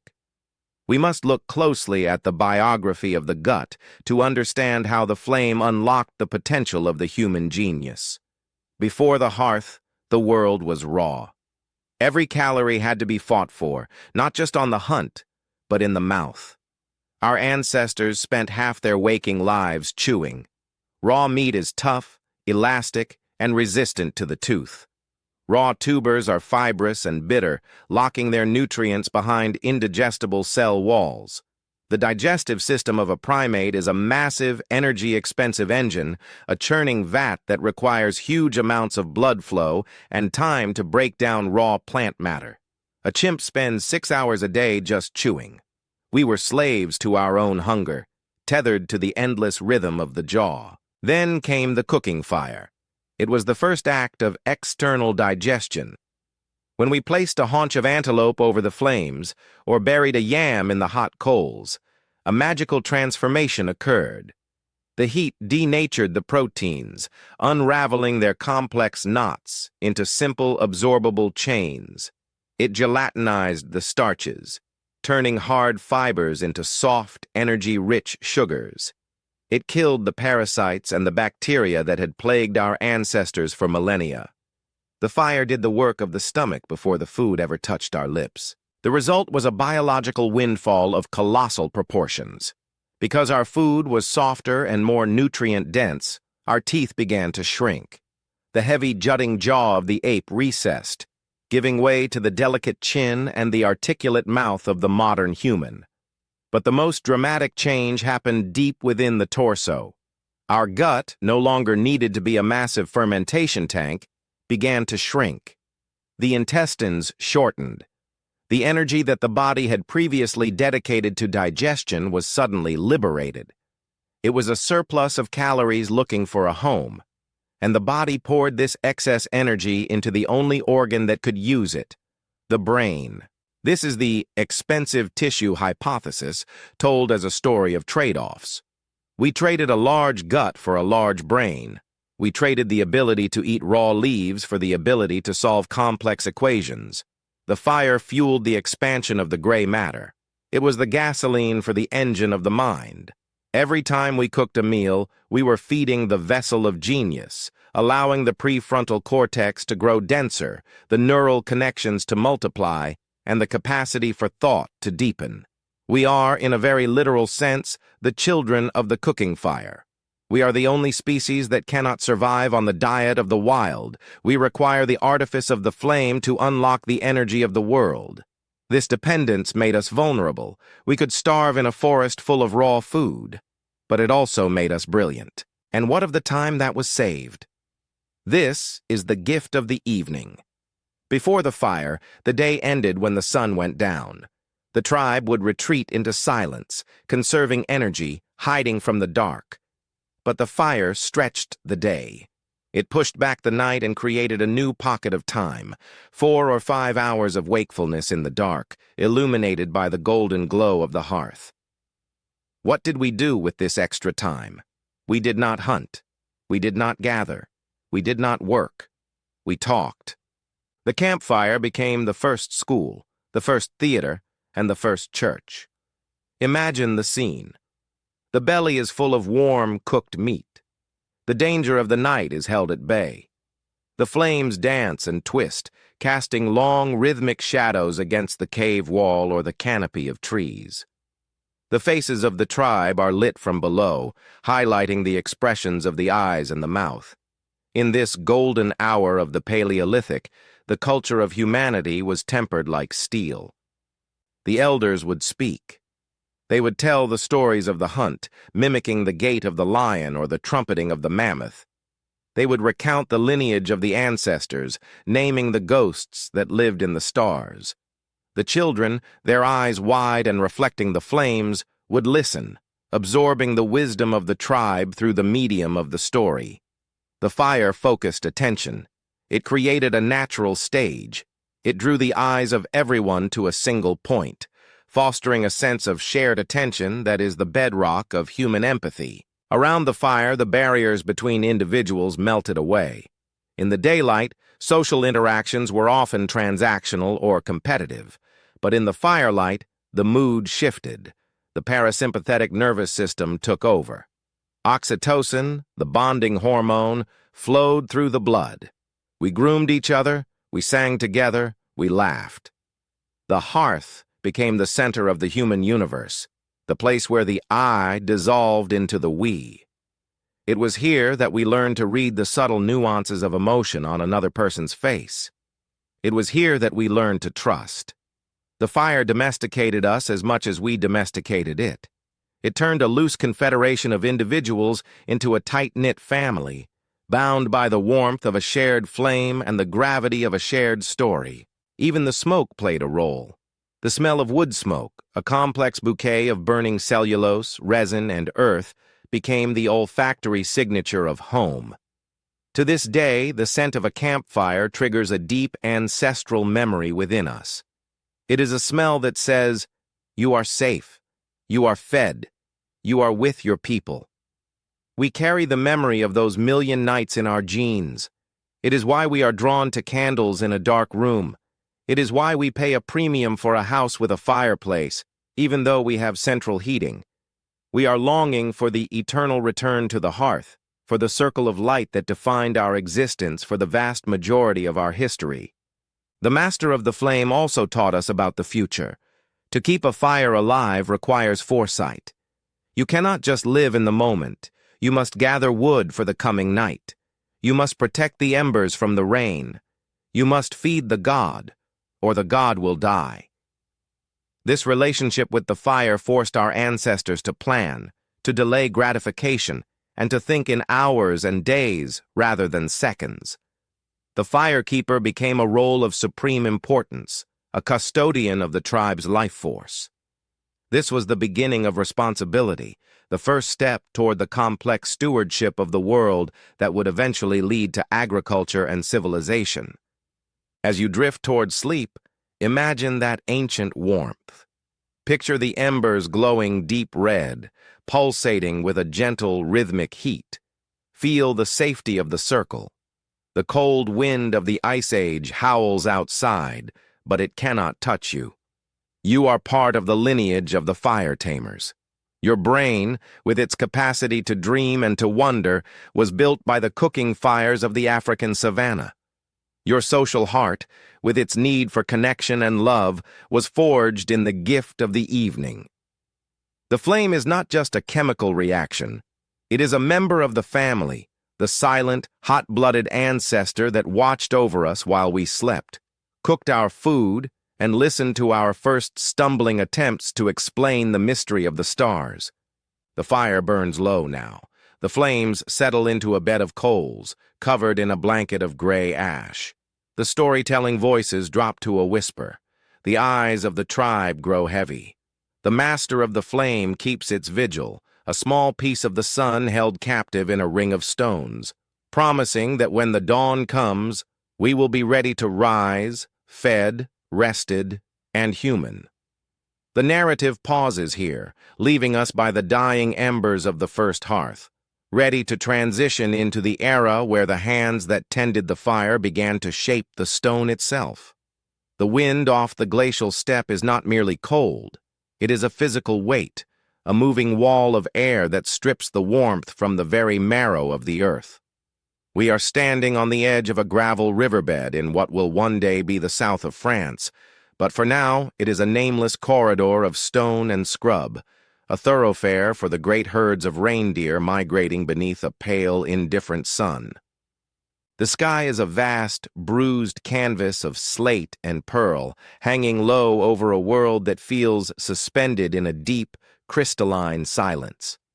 The only sounds are the rush of the meltwater, churning with the milky silt of the glaciers, and a rhythmic, percussive crack that echoes with the precision of a heartbeat. Click, crack, click, crack. It is the sound of the first industry, the first imposition of the human will upon the stubborn geology of the planet. We move closer, following the sound to a small shelter of woven branches and mammoth hide tucked into the lee of a limestone overhang. Here sits a figure, a man whose hands are scarred by 1,000 tiny cuts, whose knees are dusted with the white powder of crushed stone. He holds in his left hand a nodule of flint, a dark, glassy lump pulled from the chalk beds of the river. It is a stone like any other, a silent witness to millions of years of sedimentation.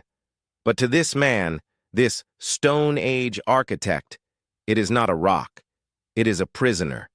It is a sealed vessel containing a secret shape, a blade of surpassing sharpness that sleeps within the silica, waiting to be liberated. With a mind newly capable of seeing the future, he does not see the stone as it is.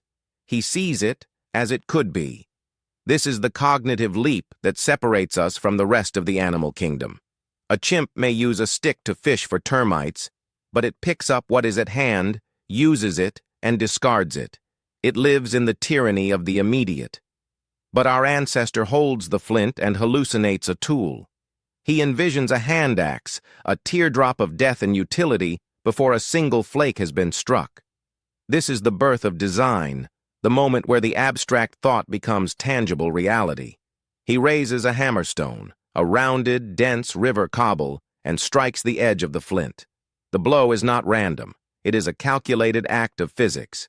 He knows the angle of incidence, the force required to send a shockwave through the crystalline lattice of the stone. A flake flies off, spinning in the air like a razor-sharp leaf, landing with a soft chime on the pile of debris at his feet. He turns the core, studies the ridges and the valleys, and strikes again. This is the biography of the hand entering its golden age. For millions of years, the hand was a grasper, a climber, a cradle. Now, it is a precision instrument, a partner in a complex dance with the brain. The thumb, that muscular marvel of opposition, presses against the platform of the core. The fingers curl to dampen the vibration. The wrist snaps with a controlled violence. Consider the sensory intimacy of this work. The air smells of ozone and sulfur, the distinct burning scent of struck flint. The dust coats the tongue with a chalky dryness. The sound is a hypnotic rhythm, a meditation in percussion. Nap, turn, assess, nap. This is not a task of minutes. It is a labor of hours, of days. To create a symmetrical Acheulean hand axe requires a level of focus that borders on the spiritual. It demands that the maker suppress the urge to eat, to sleep, to socialize, channeling all their cognitive energy into the stone.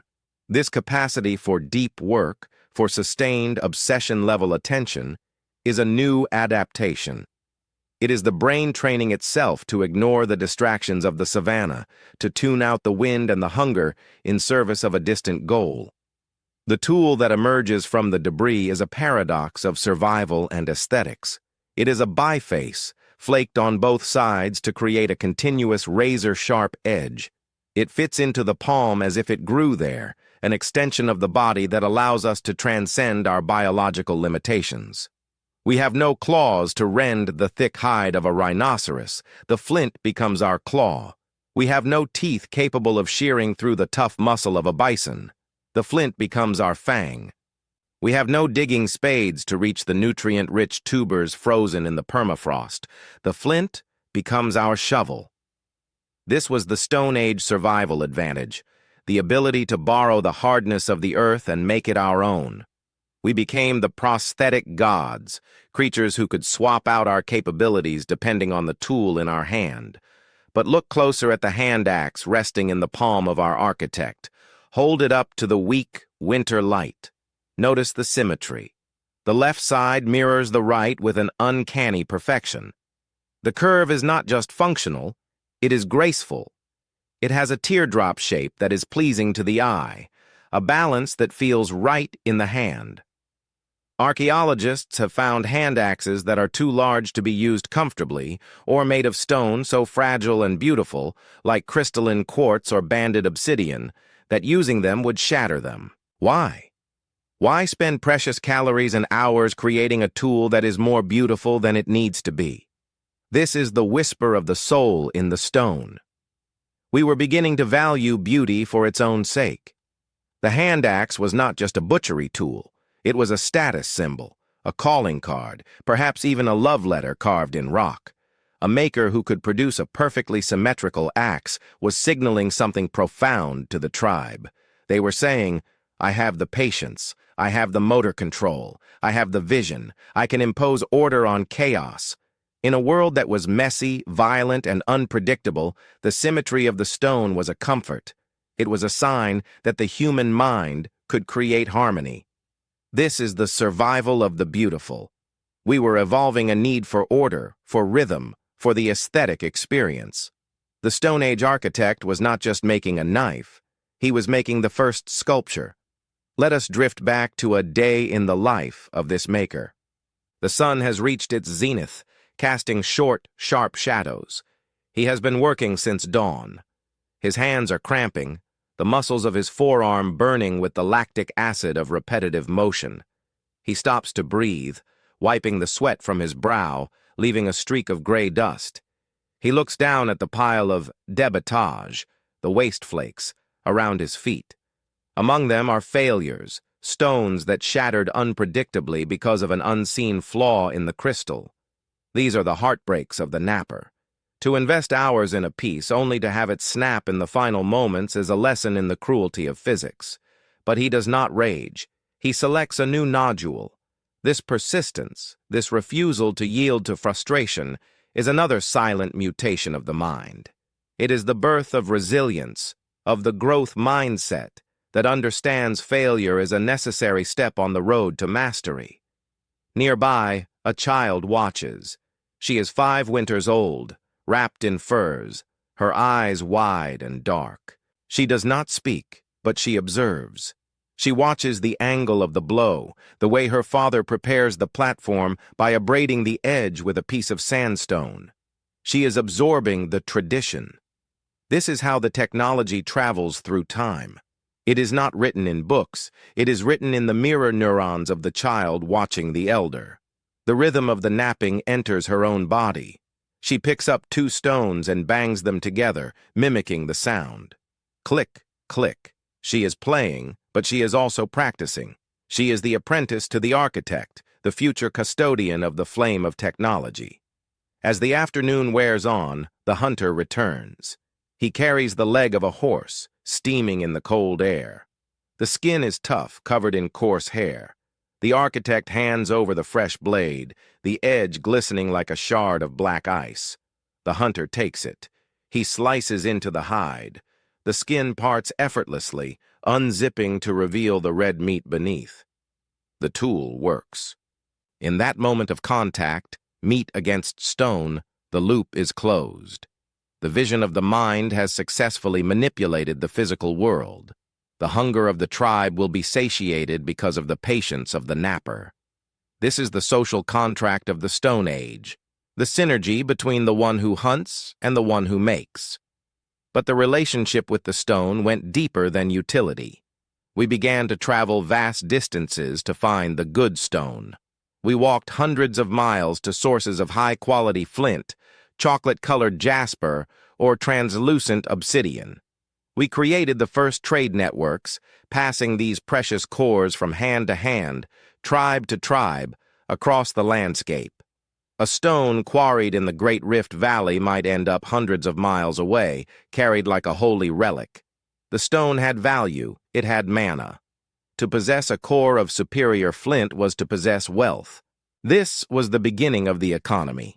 The first time we assigned value to an inanimate object based on its potential.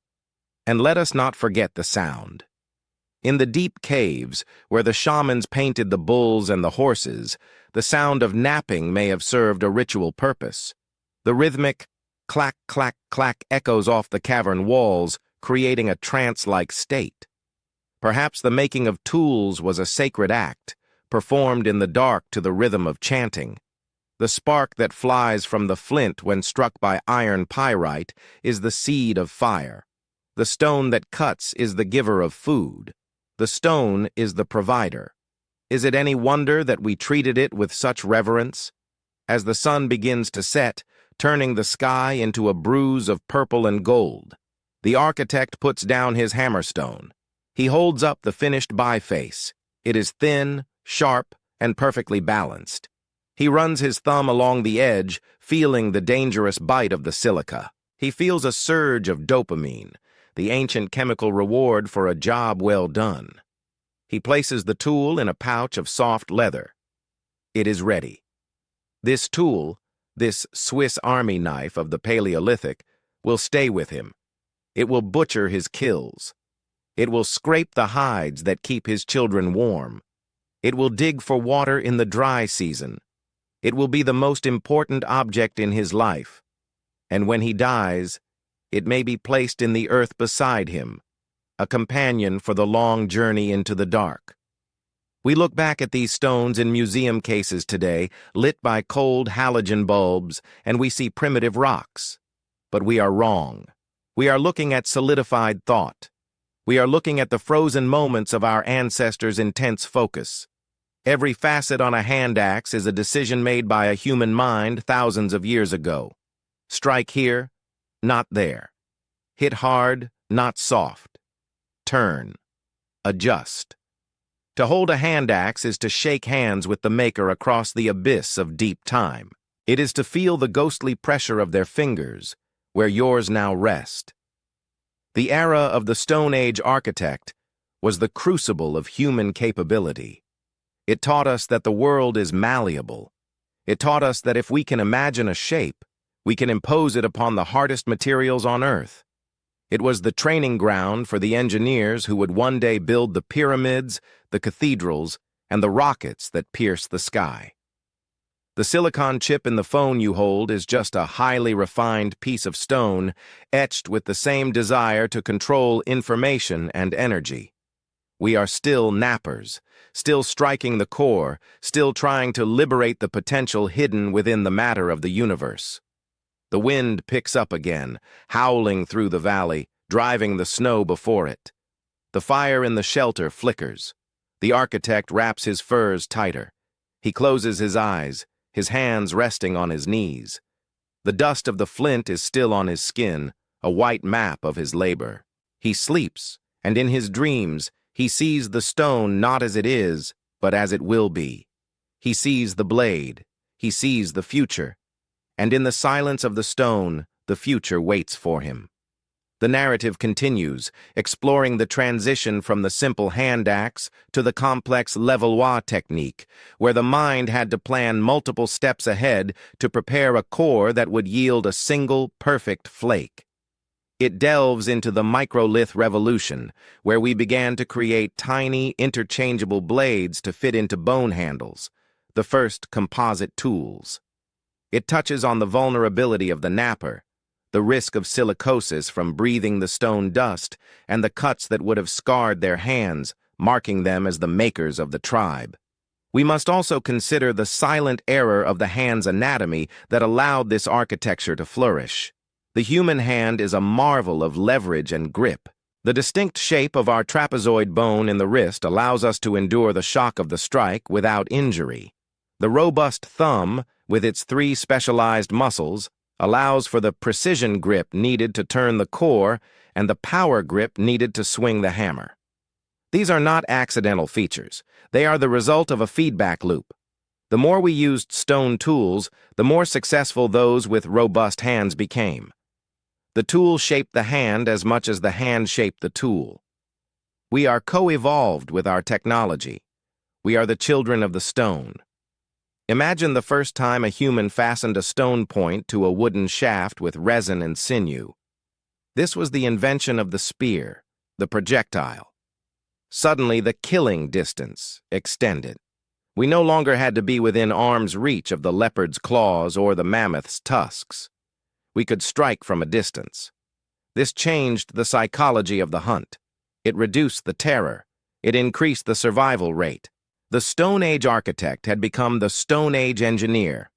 This shift allowed us to take down prey 10 times our size, fueling the brain with even more high-quality protein, driving the cycle of intelligence ever forward. But let us return to the beauty. In a cave in what is now Spain, archaeologists found a single hand axe made of reddish quartzite, nicknamed Excalibur, placed in a pit full of bones. It was never used. It has no wear marks.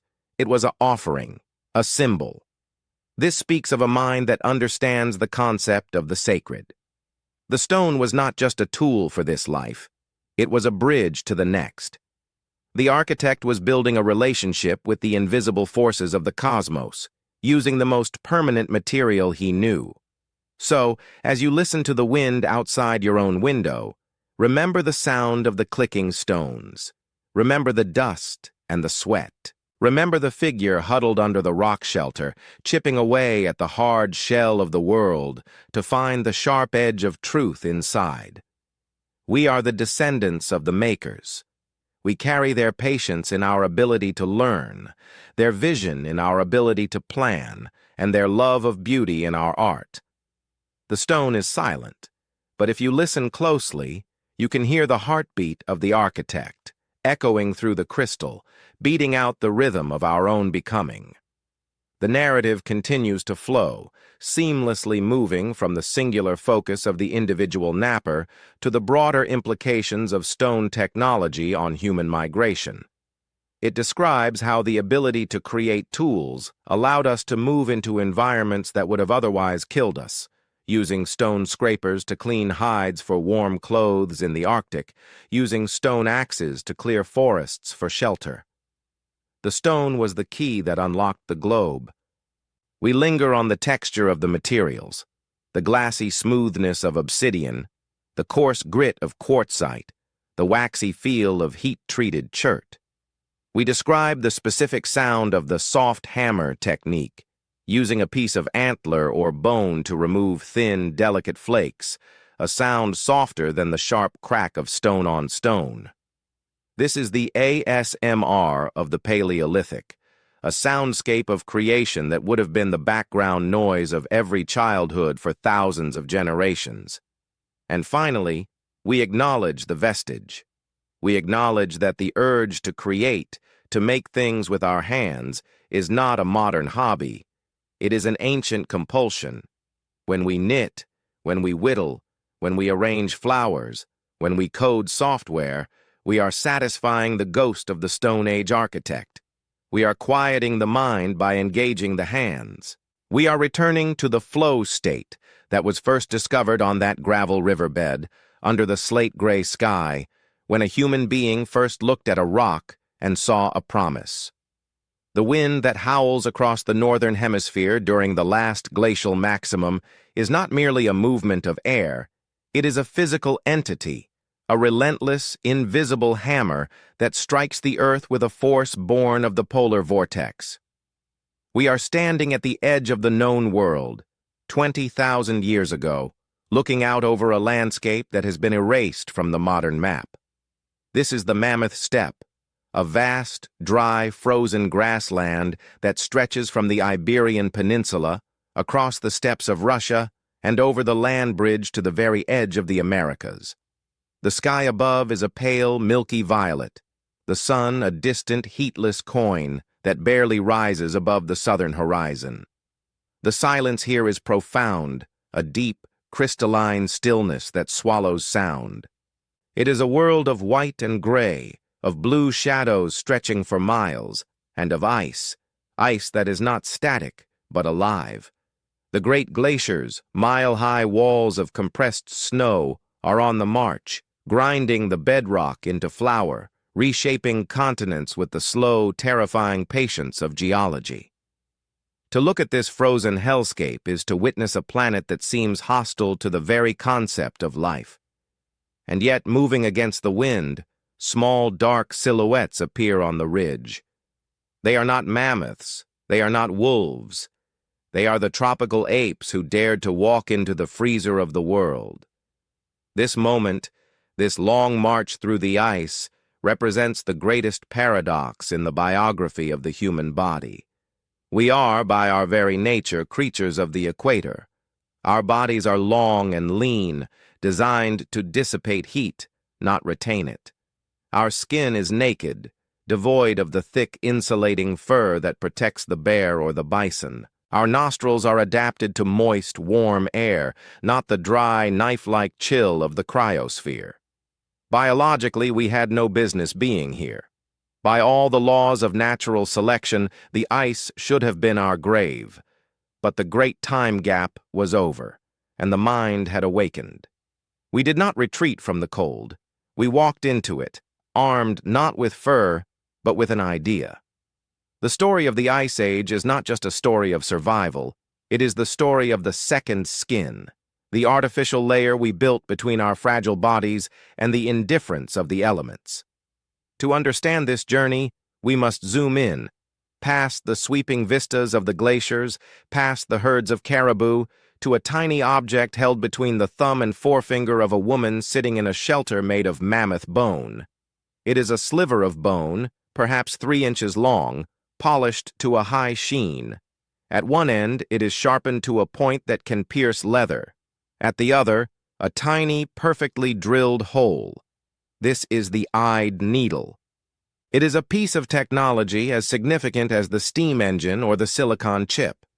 Before the needle, we could drape hides over our shoulders, tying them with clumsy knots, leaving gaps where the wind could enter and steal the precious heat of the blood. But with the needle, we became tailors. We became architects of warmth.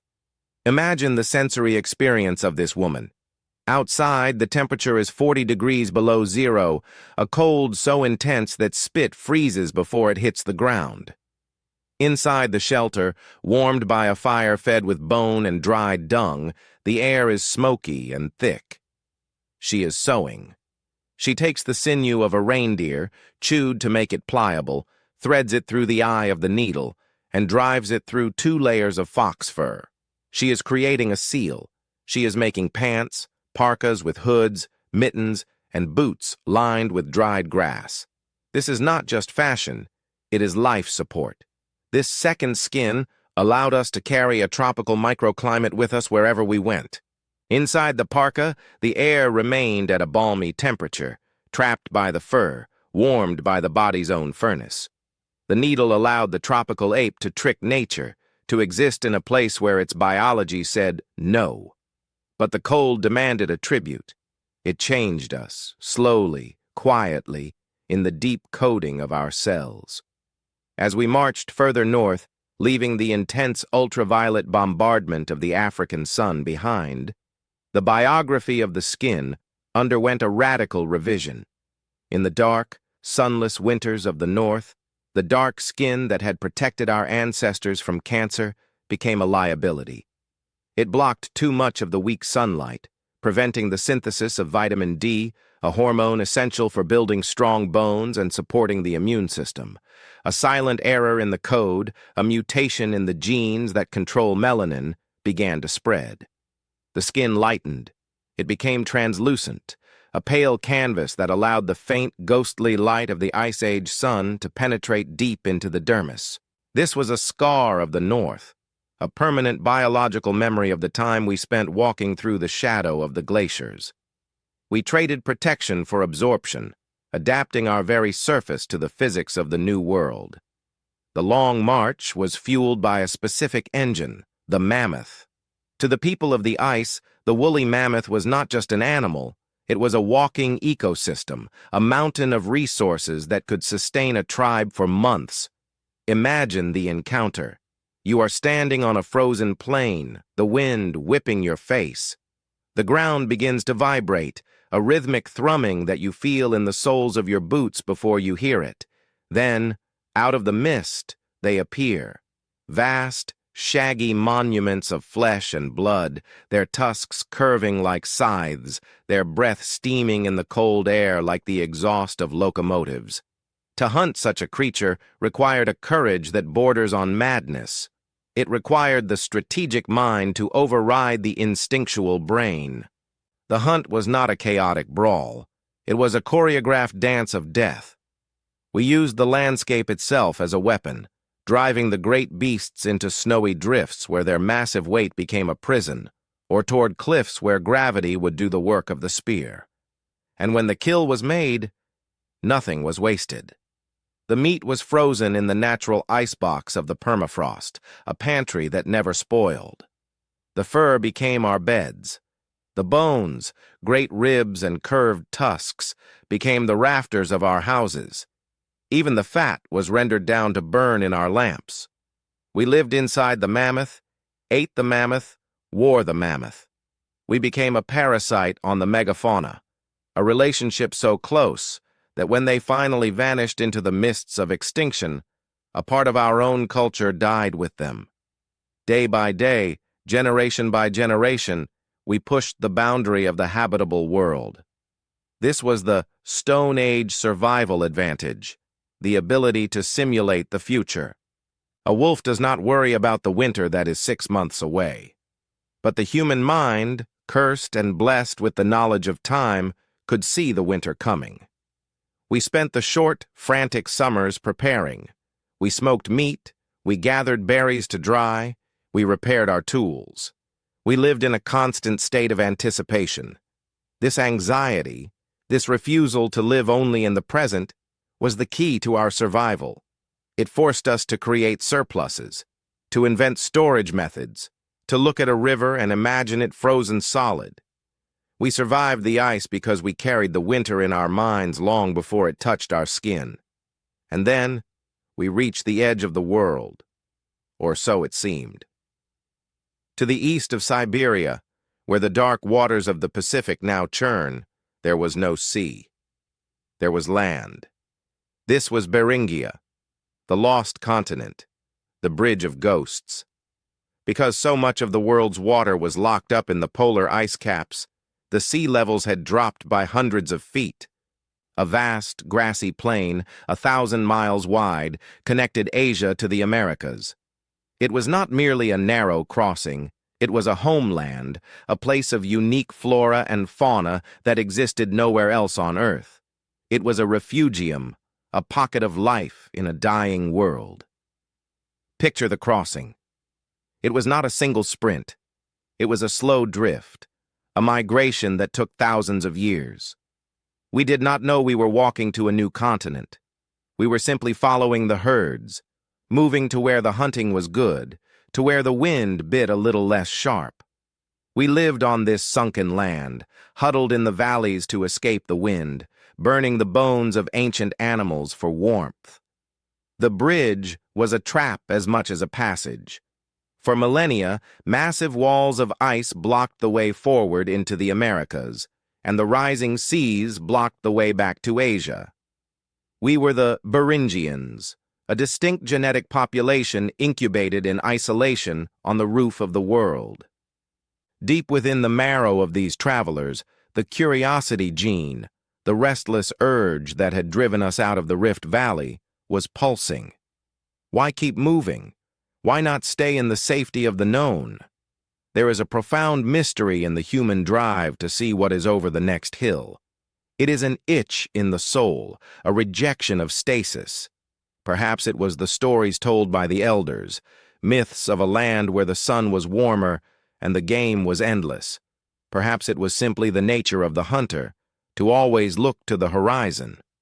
Whatever the driver, it outweighed the fear. The ice was a wall to others, to the woolly rhino, to the cave hyena, but to us, it was a highway.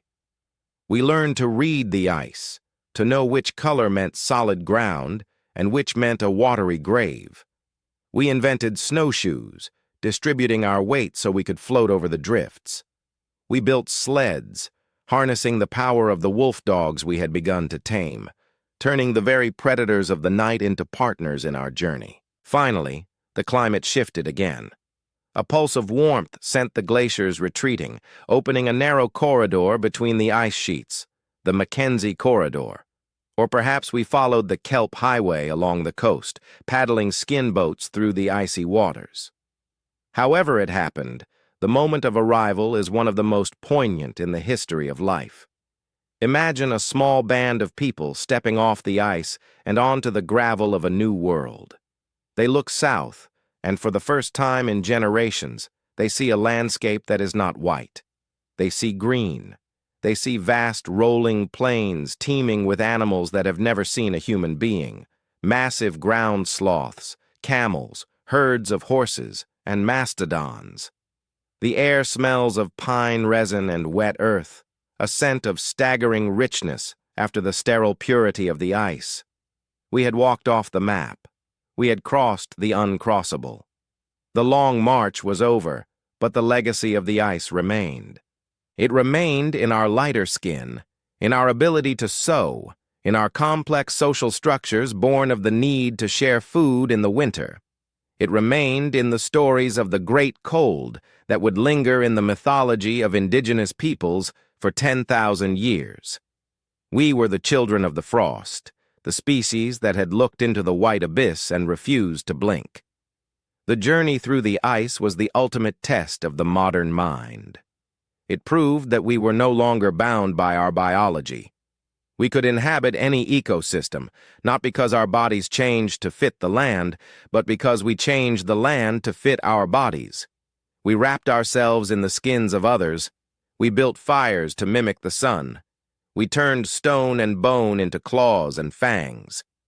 The Ice Age did not defeat us. It defined us. It tempered the human spirit, freezing out the impulsive and the solitary, and leaving behind a species that was planning, cooperative, and relentlessly inventive. As you lie in the warmth of your bed listening to the wind outside, remember that you are the descendant of these ice walkers. The comfort you feel is a victory won by them. The very concept of home, a warm, enclosed space safe from the elements, was perfected in the hide tents of the Mammoth Steppe. The Long March is not just ancient history, it is the reason you are here. You carry the memory of the tundra in your bones, a silent testament to the time when we walked across the top of the world to find a new dawn. Let the noise of the modern world fade into a respectful silence. We are walking back now, past the Iron Age of war, past the Bronze Age of kings, into the soft, sun-dappled shadows of the Upper Paleolithic. It is a spring morning in the Zagros Mountains, 60,000 years ago. The air is sweet with the scent of wild pine and damp limestone. The sun, pale and distant, filters through the entrance of a cave known to history as Shanidar. Inside, the light is dim, catching the floating dust motes that dance in the stillness. A group of people, our cousins, the Neanderthals, or perhaps early modern humans, the distinction blurring in the face of this universal act, are gathered in a circle. They are not hunting.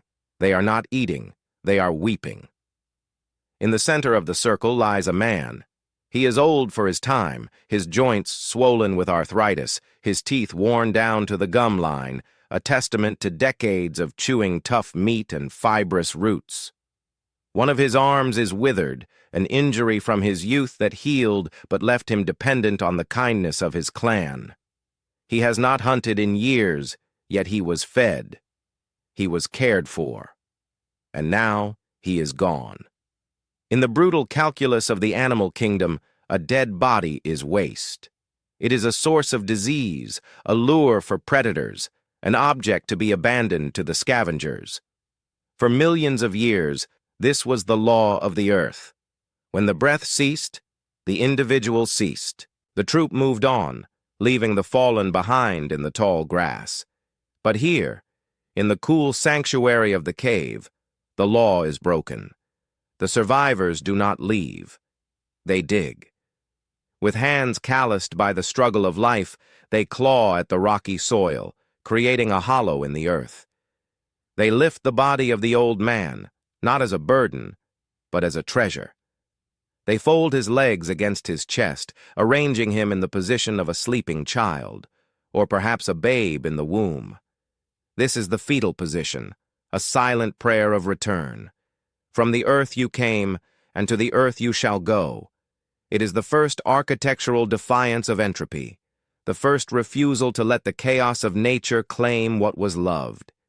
And then, a moment of staggering beauty occurs. A woman steps forward. In her hands she holds a bundle of wildflowers, yarrow, cornflower, groundsel, and grape hyacinth. These are not plants for eating. They are plants of color, of scent, of medicine. She scatters them over the body. The yellow and blue petals drift down in the gloom, landing on the brow of the dead man, settling into the folds of his furs. This is not survival. This provides no calories, no warmth, no protection. This is pure meaning. It is the memory carved in bone. By placing flowers in the grave, she is saying something that has never been said before on this planet. You mattered. You are not just meat. You are a story that we will keep. This act marks the definitive end of the prehistoric time gap. The silence of the soul is shattered by the sound of weeping. The first deliberate burials are the archaeological evidence of love. They suggest a profound shift in the architecture of the mind, the ability to contemplate non-existence. To bury the dead is to acknowledge the future, a future where this person will not be, yet where their memory must remain. It is to create a specific place, a here, where the living can return to commune with the gone. We were no longer living in the eternal now of the animal kingdom, where the present moment washes away the past like a tide. We had become the inhabitants of a history, a lineage of souls stretching back into the dark. Consider the biography of the heart in this transition. The heart, biologically, is a pump. It moves oxygenated blood to the muscles and the brain. But in the context of the burial, the heart becomes an organ of grief. Grief is a heavy evolutionary backpack to carry. It is debilitating. It clouds the judgment, saps the energy, and withdraws the mourner from the productive life of the tribe. In the harsh environment of the Ice Age, grief looks like a maladaptation. Why would natural selection favor a creature that spends days paralyzed by sadness? The answer lies in the bond. The same neurochemistry that binds a mother to her child or a hunter to his partner creates the agony of separation. We cannot have love without the shadow of grief. The burial is the mechanism we invented to manage this pain. It is a ritual of closure, a way to process the trauma of loss so that the tribe can eventually heal and move on. The grave goods tell an even deeper story. In a grave in Sungir, Russia, frozen in the permafrost for 30,000 years, lies the body of an older man. He is dressed in a tunic covered in thousands of ivory beads. Each bead was carved from the tusk of a mammoth. To make one bead takes an hour. To make 3,000 takes a lifetime of labor. This man was buried with the accumulated work of months, perhaps years. Why throw such wealth into the ground? Why bury tools that could be used by the living? This is the economics of the afterlife. It implies a belief that the dead man will need these things. It implies that the journey is not over. He is traveling to a land beyond the veil, a place where the hunt continues, where the spirits dwell. This belief in the afterlife is the ultimate theory of mind projection. We projected our own consciousness past the barrier of death. We could not imagine the cessation of the I, the internal monologue, that voice that had narrated our lives since the awakening of the prefrontal cortex, felt too real, too permanent to simply vanish. So we invented a new geography, the underworld, the sky kingdom, the hunting grounds, to house the souls of those we lost. We denied the void. We looked at the cold, final face of death and said, "No, you are still here." Imagine a night shortly after the burial. The tribe is gathered around the fire. The space where the old man used to sit is empty. The absence is a physical weight in the air. But then, the storyteller begins to speak. He tells of the old man's courage during the great drought. He mimics the way the old man used to laugh. He recounts the time the old man faced down a cave bear to save a child. As the story unfolds, a subtle magic happens. The old man is resurrected. He lives again in the minds of the listeners. The memory carved in bone becomes a memory carved in wind and breath. We realize that while the body is mortal, the story is immortal. We could keep our ancestors alive by speaking their names. This sense of deep time transformed our relationship with the land. The landscape was no longer just a map of resources. It became a map of ancestors.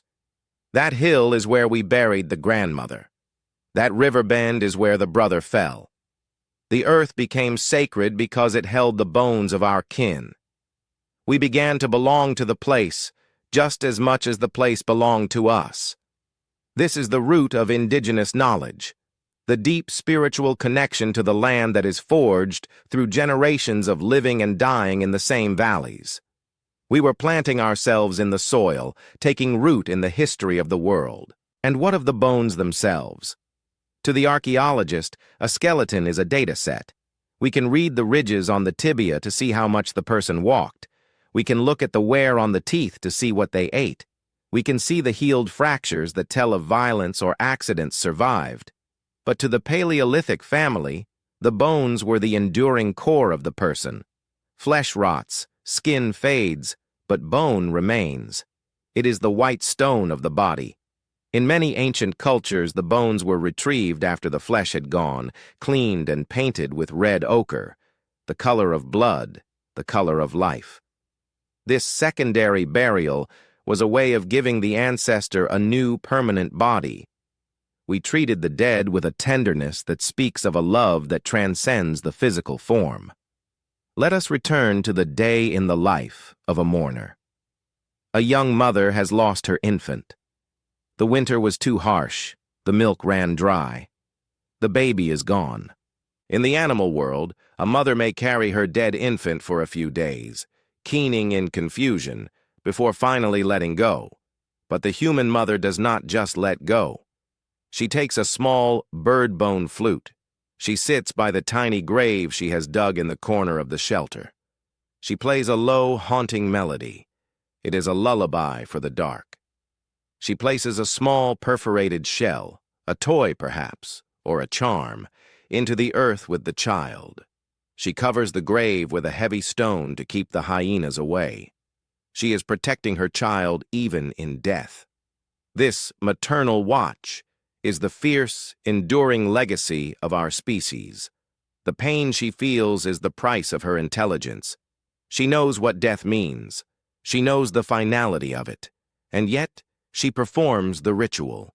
She bridges the gap between the living and the dead with a song. This ritual behavior is a vestige we still carry. When you stand at a funeral today, dressed in black, lowering a coffin into the ground, you are reenacting a drama that began in the caves of the Pleistocene. When you leave flowers on a grave or light a candle for a loved one, you are performing the same actions as the woman at Shanidar. The ache of grief is the same.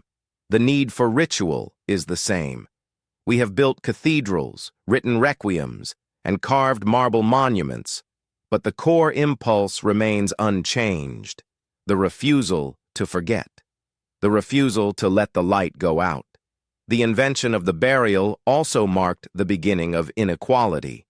In the earliest days, most graves were simple, but as time went on, some graves became elaborate. The prince of the tribe was buried with gold, with weapons, with fine textiles. The commoner was buried with a simple pot. We began to project our social hierarchies into the afterlife. Even in death, we could not escape the structures of power we had created. But there is a vulnerability here, too. The rich grave is a target for robbers. The memory carved in bone can be desecrated. We see a tension between the desire to honor the dead and the desire to display status. The burial became a stage for the living to show their wealth, using the body of the deceased as a prop in the theater of power. As the glaciers retreated and the world warmed, the cemeteries grew. We began to bury our dead in designated places, separated from the living space. The necropolis, the city of the dead, was born. These were the anchors of civilization. Before we built cities for the living, we built cities for the dead. The megalithic tombs of Europe, the great mounds of North America, the pyramids of Egypt, these are all elaborations of that first simple hole in the cave floor. They are colossal efforts to defy time, to say to the universe, we were here and we matter. The memory carved in bone also suggests a change in how we viewed the future. If we honor the ancestors, it is because we hope to be honored in turn. We began to see ourselves as links in a chain. We acted with the seventh generation in mind. We took care of the land so that our children, who would one day bury us, would inherit a good world. This intergenerational contract is the foundation of human morality. It expands the circle of empathy not just across space to other members of the tribe, but across time, to the unborn and the dead. So, as you walk through the world, remember that you are walking on a vast, silent cemetery. The earth beneath your feet holds the dust of 100 billion humans who lived, loved, and died before you. Their stories are lost to the wind, but their legacy remains in the rituals we perform. The ache of grief you feel when you lose someone is not a weakness. It is a sign of your humanity. It is the echo of the flowers falling in the cave.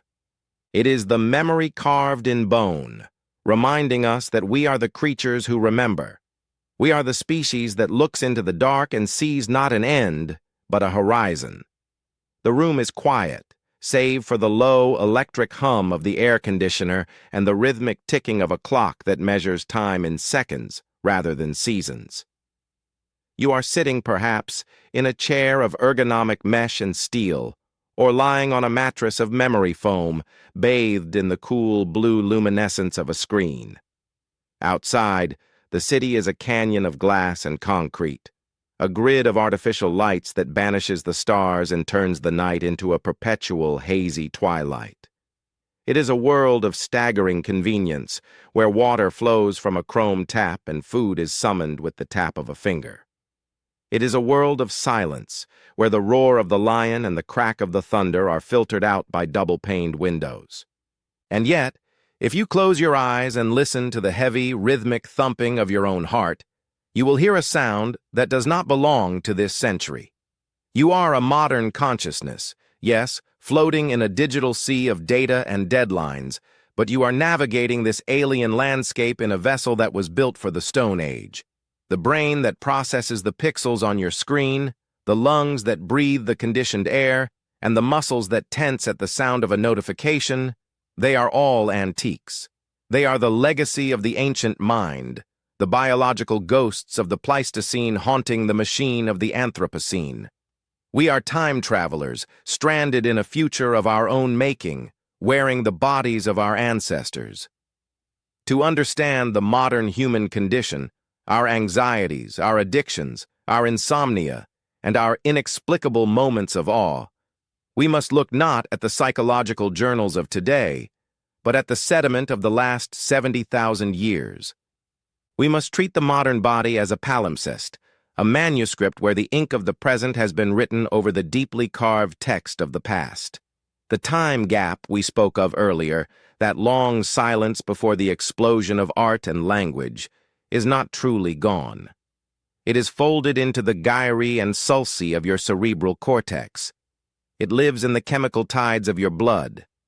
We are modern people inhabiting ancient cathedrals of bone, and every day is a negotiation between the world we built and the animal we are. Consider the biography of the amygdala in the context of your daily stress.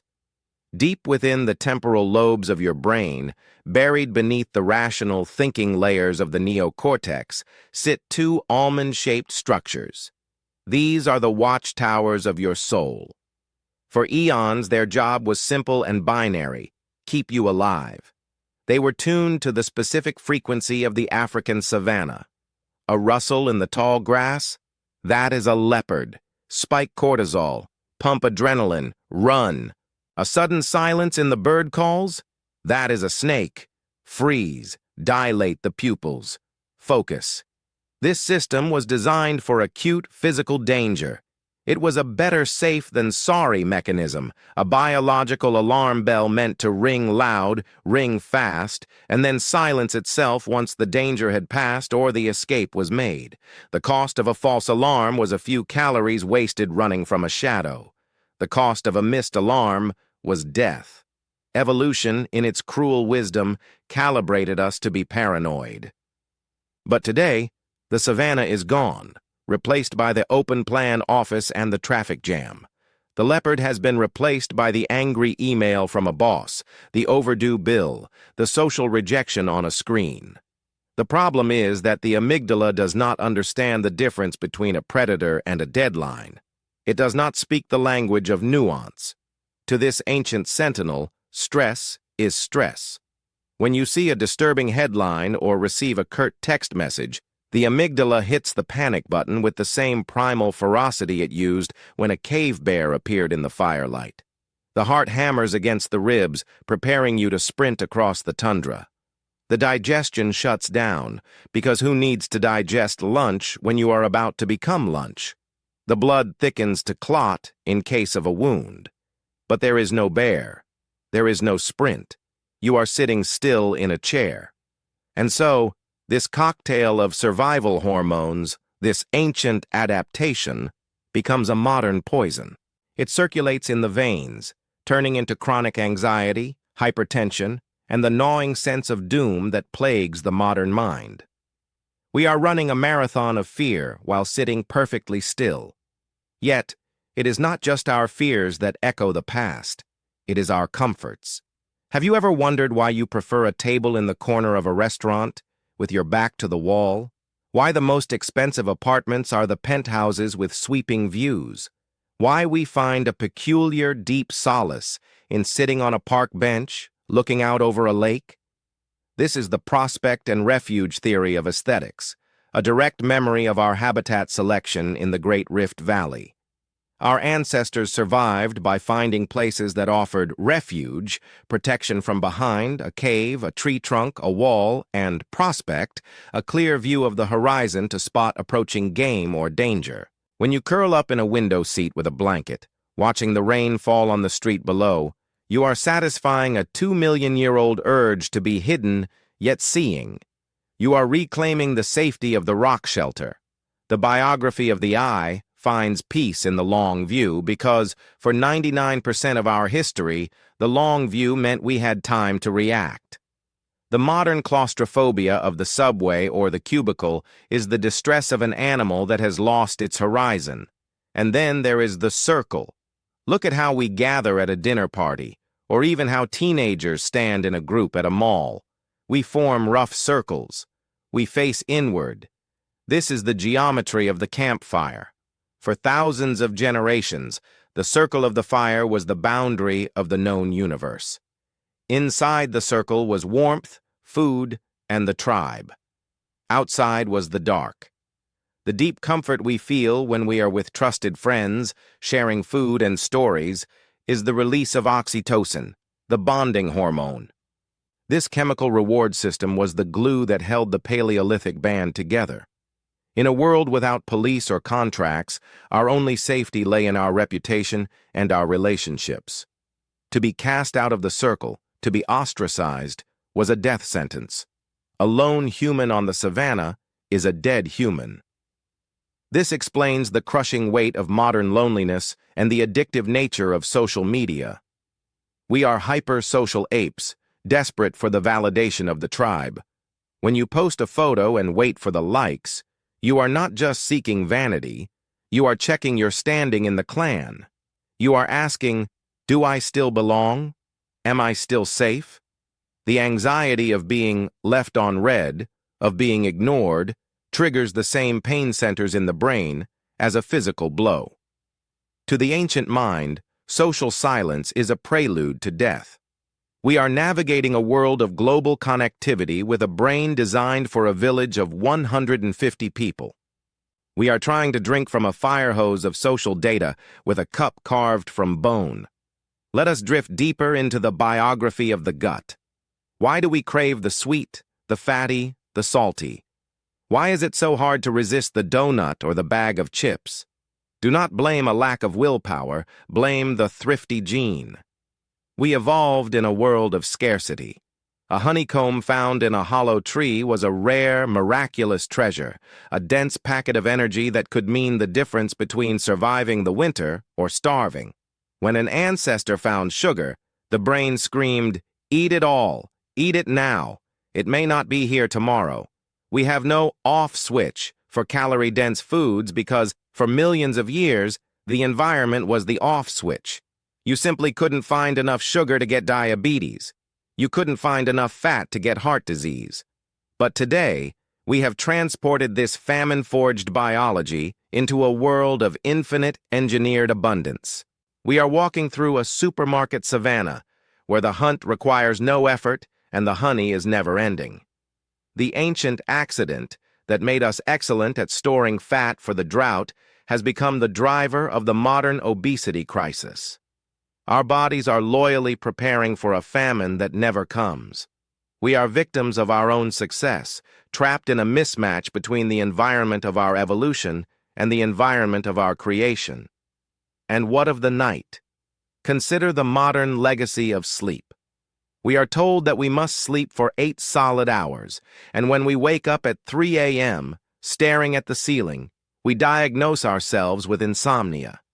We worry. We take pills. But if we look back to the long march through the ice, a different story emerges. Our ancestors likely slept in 2 shifts, biphasic sleep. There was the first sleep shortly after dusk, followed by a period of wakefulness in the middle of the night, the watch. This was a time to tend the fire, to check for predators, to have quiet sex, to tell stories, or simply to listen to the breathing of the tribe. Then came the second sleep until dawn. The sentinel behavior of waking up when the moon is high is not a disorder. It is a survival trait. It is the brain checking the perimeter. If you wake in the night, do not fight it. It is your inner guardian ensuring that the fire is still burning and the cave bear is not at the door. You are not broken. You are simply ancient. Even our highest aspirations, our leaps of logic and our hunger for the stars, are echoes of the time gap. Look at the skyline of a modern city, the skyscrapers of steel and glass piercing the clouds. What are they if not artificial mountains? We are a climbing species. We feel powerful when we are high up. The corporate CEO in the corner office on the 50th floor is replicating the behavior of the dominant alpha sitting on the highest rock of the outcrop, and the space stations orbiting the Earth? They are the ultimate expression of the migration instinct. We walked out of Africa, we walked across the Bering Strait, and now we are walking into the void. The vehicle has changed from a pair of sandals to a rocket, but the impulse is identical. What is over that hill? What is across that water? The time gap lives within us as a latent capacity for sudden transformative change. Just as we moved from the silence of the savannah to the explosion of cave art, we are capable of radical reinvention. We are the neotenous apes, the ones who never fully grew up, who kept the playful, plastic, learning brain of the child into old age. This flexibility is our greatest legacy. It means we are not trapped by our instincts in the way a crocodile or a dragonfly is. We can rewrite our own software. We can decide to fast, to meditate, to go to the moon, to build a democracy. We are the descendants of the dreamers who broke the silence, and that dreaming power is still the engine of our world. As you sit in your room, illuminated by the glow of the screen, remember that you are a miracle of continuity. You are the unbroken chain.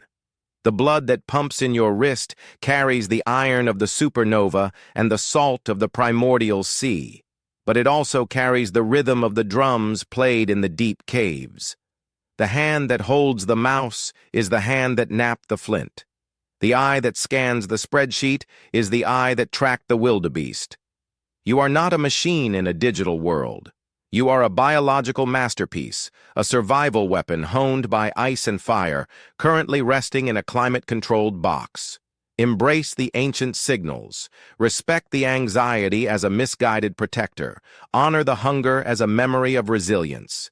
Cherish the need for connection as the sacred bond that kept us alive. We are modern people, yes, but our souls are old, deep, and wild. And in the silence of the night, if you listen closely, you can still hear the wind blowing through the acacia trees, calling you home. The lights of the modern world have dimmed, and the noise of the day, the relentless, frantic signal of the digital age, has finally begun to recede. You are lying in the stillness of your own sanctuary, suspended in the quiet interval between the waking world and the realm of dreams. The room is dark, save perhaps for the faint silver wash of moonlight filtering through the window or the solitary amber standby light of a machine at rest. It is a stillness that feels personal, a private enclosure of peace. Yet as you drift deeper into relaxation, let the walls of this room dissolve. Let the ceiling open up to the vast, star-dusted canopy of the ancient sky. We are returning now, one last time, to the source. We are stepping back from the edge of the present moment to gaze down the long, winding river of time that brought you here. As your breathing slows, matching the rhythmic cadence of the earth itself, imagine the long line of your ancestors stretching back through the fog of eons. They are not gone. They are standing behind you, a silent, infinite multitude of hunters, gatherers, artists, and storytellers, their hands resting gently on your shoulders, their breath mingling with yours in the cool night air. Visualizing this lineage is an act of profound vertigo. If we were to line them up, holding hands across the chasm of history, they would stretch from your bedside, out the door, across the sleeping city, over the oceans, and back into the red dust of the Great Rift Valley. They are the silent majority of your own existence. Look at them with the eye of your mind. Directly behind you stand the generations of the written word, the farmers, the soldiers, the builders of cities. They are familiar ghosts, wearing clothes of wool and linen, their faces marked by the smallpox and the plague, their hands shaped by the plow and the pen. But as the line stretches further back, the clothes turn to fur and hide. The tools turn from iron to bronze, from bronze to copper, and finally to the simple, honest sharpness of the stone. The faces change, the brows becoming heavier, the jaws stronger, the eyes deep-set and watchful. These are the people of the ice and the sun. These are the architects of your biology. They survived the droughts that turned the rainforests to dust. They survived the ice that entombed the continents. They survived the predators that hunted them in the dark. They endured the long silence so that you could be here, right now, safe and warm, breathing the night air. Consider the miracle of this continuity. For 300,000 years, through famine, plague, volcanic winter, and sudden catastrophe, the flame of life was passed from one hand to another without a single interruption. If just one of those ancestors, one young woman gathering tubers on the savannah, one man tracking a mammoth across the tundra, had failed to survive until reproduction, the chain would have broken, and the universe would be devoid of your specific consciousness.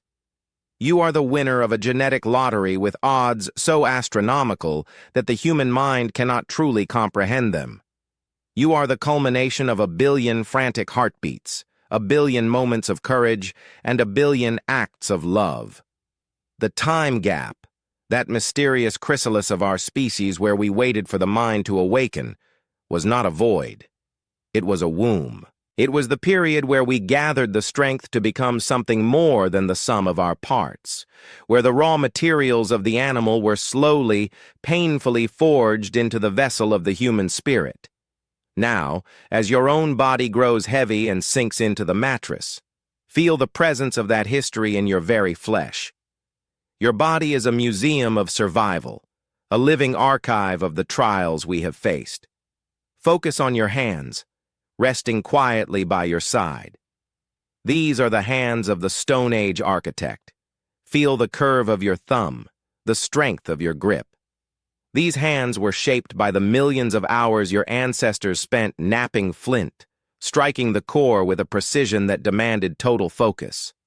The dexterity you used to type a message or thread a needle was purchased with the sweat of the makers who sat by the glacial rivers, crafting the tools that allowed us to eat. Your hands remember the stone. They remember the vibration of the strike. Even in sleep they curl slightly, a vestigial memory of the time when we clung to the branches of the mother forest, safe from the predators below. Move your awareness to your feet. Though they are still now, covered by the soft weight of the blanket, they are the feet of the long march, the high arch, the robust heel, the alignment of the toes. These are engineering marvels designed for endurance. They were sculpted by the great migrations, by the thousands of miles walked across the scorching savannas and the frozen land bridges. Your feet are built for the journey. They carry the memory of the path, the urge to move, to explore, to cross the next horizon. The restlessness you feel during a long day of sitting, the urge to pace when you are thinking. This is the echo of the nomad. It is the ancient logic of the body saying, to stop moving is to die. We must keep walking, and deeper still, listen to the rhythm of your breath. Inhale and exhale. This simple action, so automatic, so taken for granted, is the most ancient connection of all. The air you breathe is the same air that circulated through the lungs of the first Homo sapiens. The oxygen molecules entering your bloodstream have been recycled through the biosphere for eons, breathed by dinosaurs, by mammoths, by the ancestors who painted the caves of Lascaux. But the act of breathing itself is a legacy. Your ribcage rises and falls in a rhythm established hundreds of millions of years ago by the first creatures to crawl from the sea. But notice the control you have. You can choose to deepen your breath. You can choose to hold it. This control is the gift of the language of the invisible. It is the adaptation that allowed us to speak, to sing, to tell stories. As you breathe slowly now, calming the nervous system, you are using the same biological machinery that the first storyteller used to whisper the myths of creation around the first fire. You are tuning the instrument of the soul. As the lights of your consciousness dim, realize that the ancient fire still burns within you. It is not a metaphor. Deep inside every cell of your body, in the microscopic furnaces of the mitochondria, a chemical fire is burning. It consumes the fuel of the food you eat and releases the heat that keeps you alive. This is the master of the flame internalized. We are the only animals that carry our own tropical climate with us. Your body temperature, that steady 37 degrees Celsius, is a biological hearth. It keeps the darkness of entropy at bay. It allows your enzymes to function, your neurons to fire, your heart to beat. You are a circle of warmth in a cold universe, a walking campfire that has never gone out since the dawn of life. When you feel the warmth of the covers, you are feeling the echo of the furs that wrapped your ancestors against the biting wind of the Ice Age. You are safe. You are warm. You are the keeper of the flame. The transition to sleep is, in itself, a journey back to the time gap. As your brain waves slow from the beta rhythm of the waking day to the alpha and theta rhythms of the twilight state, you are shedding the layers of the modern world. The logic of the spreadsheet, the anxiety of the clock, the rigid structures of language, they all begin to dissolve. You are entering the dream time, the state of pure associative consciousness that characterized the early human mind before the first shadow was painted on the wall. In dreams, we return to the forest of symbols. We fly. We are chased by monsters. We meet the dead. This is the playground of the internal mirror. It is the space where the looping and sparking of the neural pathways runs wild, unconstrained by the laws of physics. The same curiosity that led your ancestors across the Bering Strait, driven by a need to see what lay beyond the ice, now leads you into the world of dreams. You are an explorer of the inner landscape, mapping the terra incognita of your own psyche. We are a bridge species. We stand suspended between the deep past and an unknown future.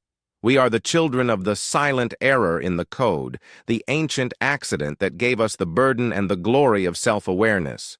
We are defined not by what we are, a naked, slow, vulnerable ape, but by what we can imagine. The ancestors who stand behind you could not imagine the room you lie in. They could not imagine the steel cities or the glowing screens, but they could imagine you. They looked into the fire and hoped for a future where their children would be fed, where they would be safe, where they would know more than the darkness. You are the realization of their oldest prayer. You are the future they dreamt of while huddled in the rock shelters of the Pleistocene. And just as they stand behind you, you stand in front of the generations yet to come. You are the ancestor of the future. The choices you make, the stories you tell, the kindness you show, these will ripple forward into the fog of eons ahead. But for tonight, your work is done. The long march is paused. The hammerstone is laid down. The fire is banked. There is nothing left to do but surrender to the gravity of the earth and the rhythm of the night. Listen to the silence of the room. It is not empty. It is filled with the language of the invisible. It is the silence of the savannah before the dawn, a silence that is pregnant with potential. In this silence, you are connected to every human being who has ever lived.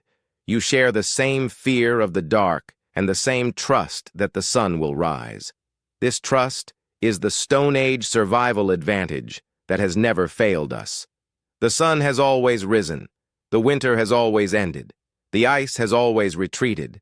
Feel the tension leaving your jaw, that ancient hinge that once cracked bones and now speaks words. Let it slacken.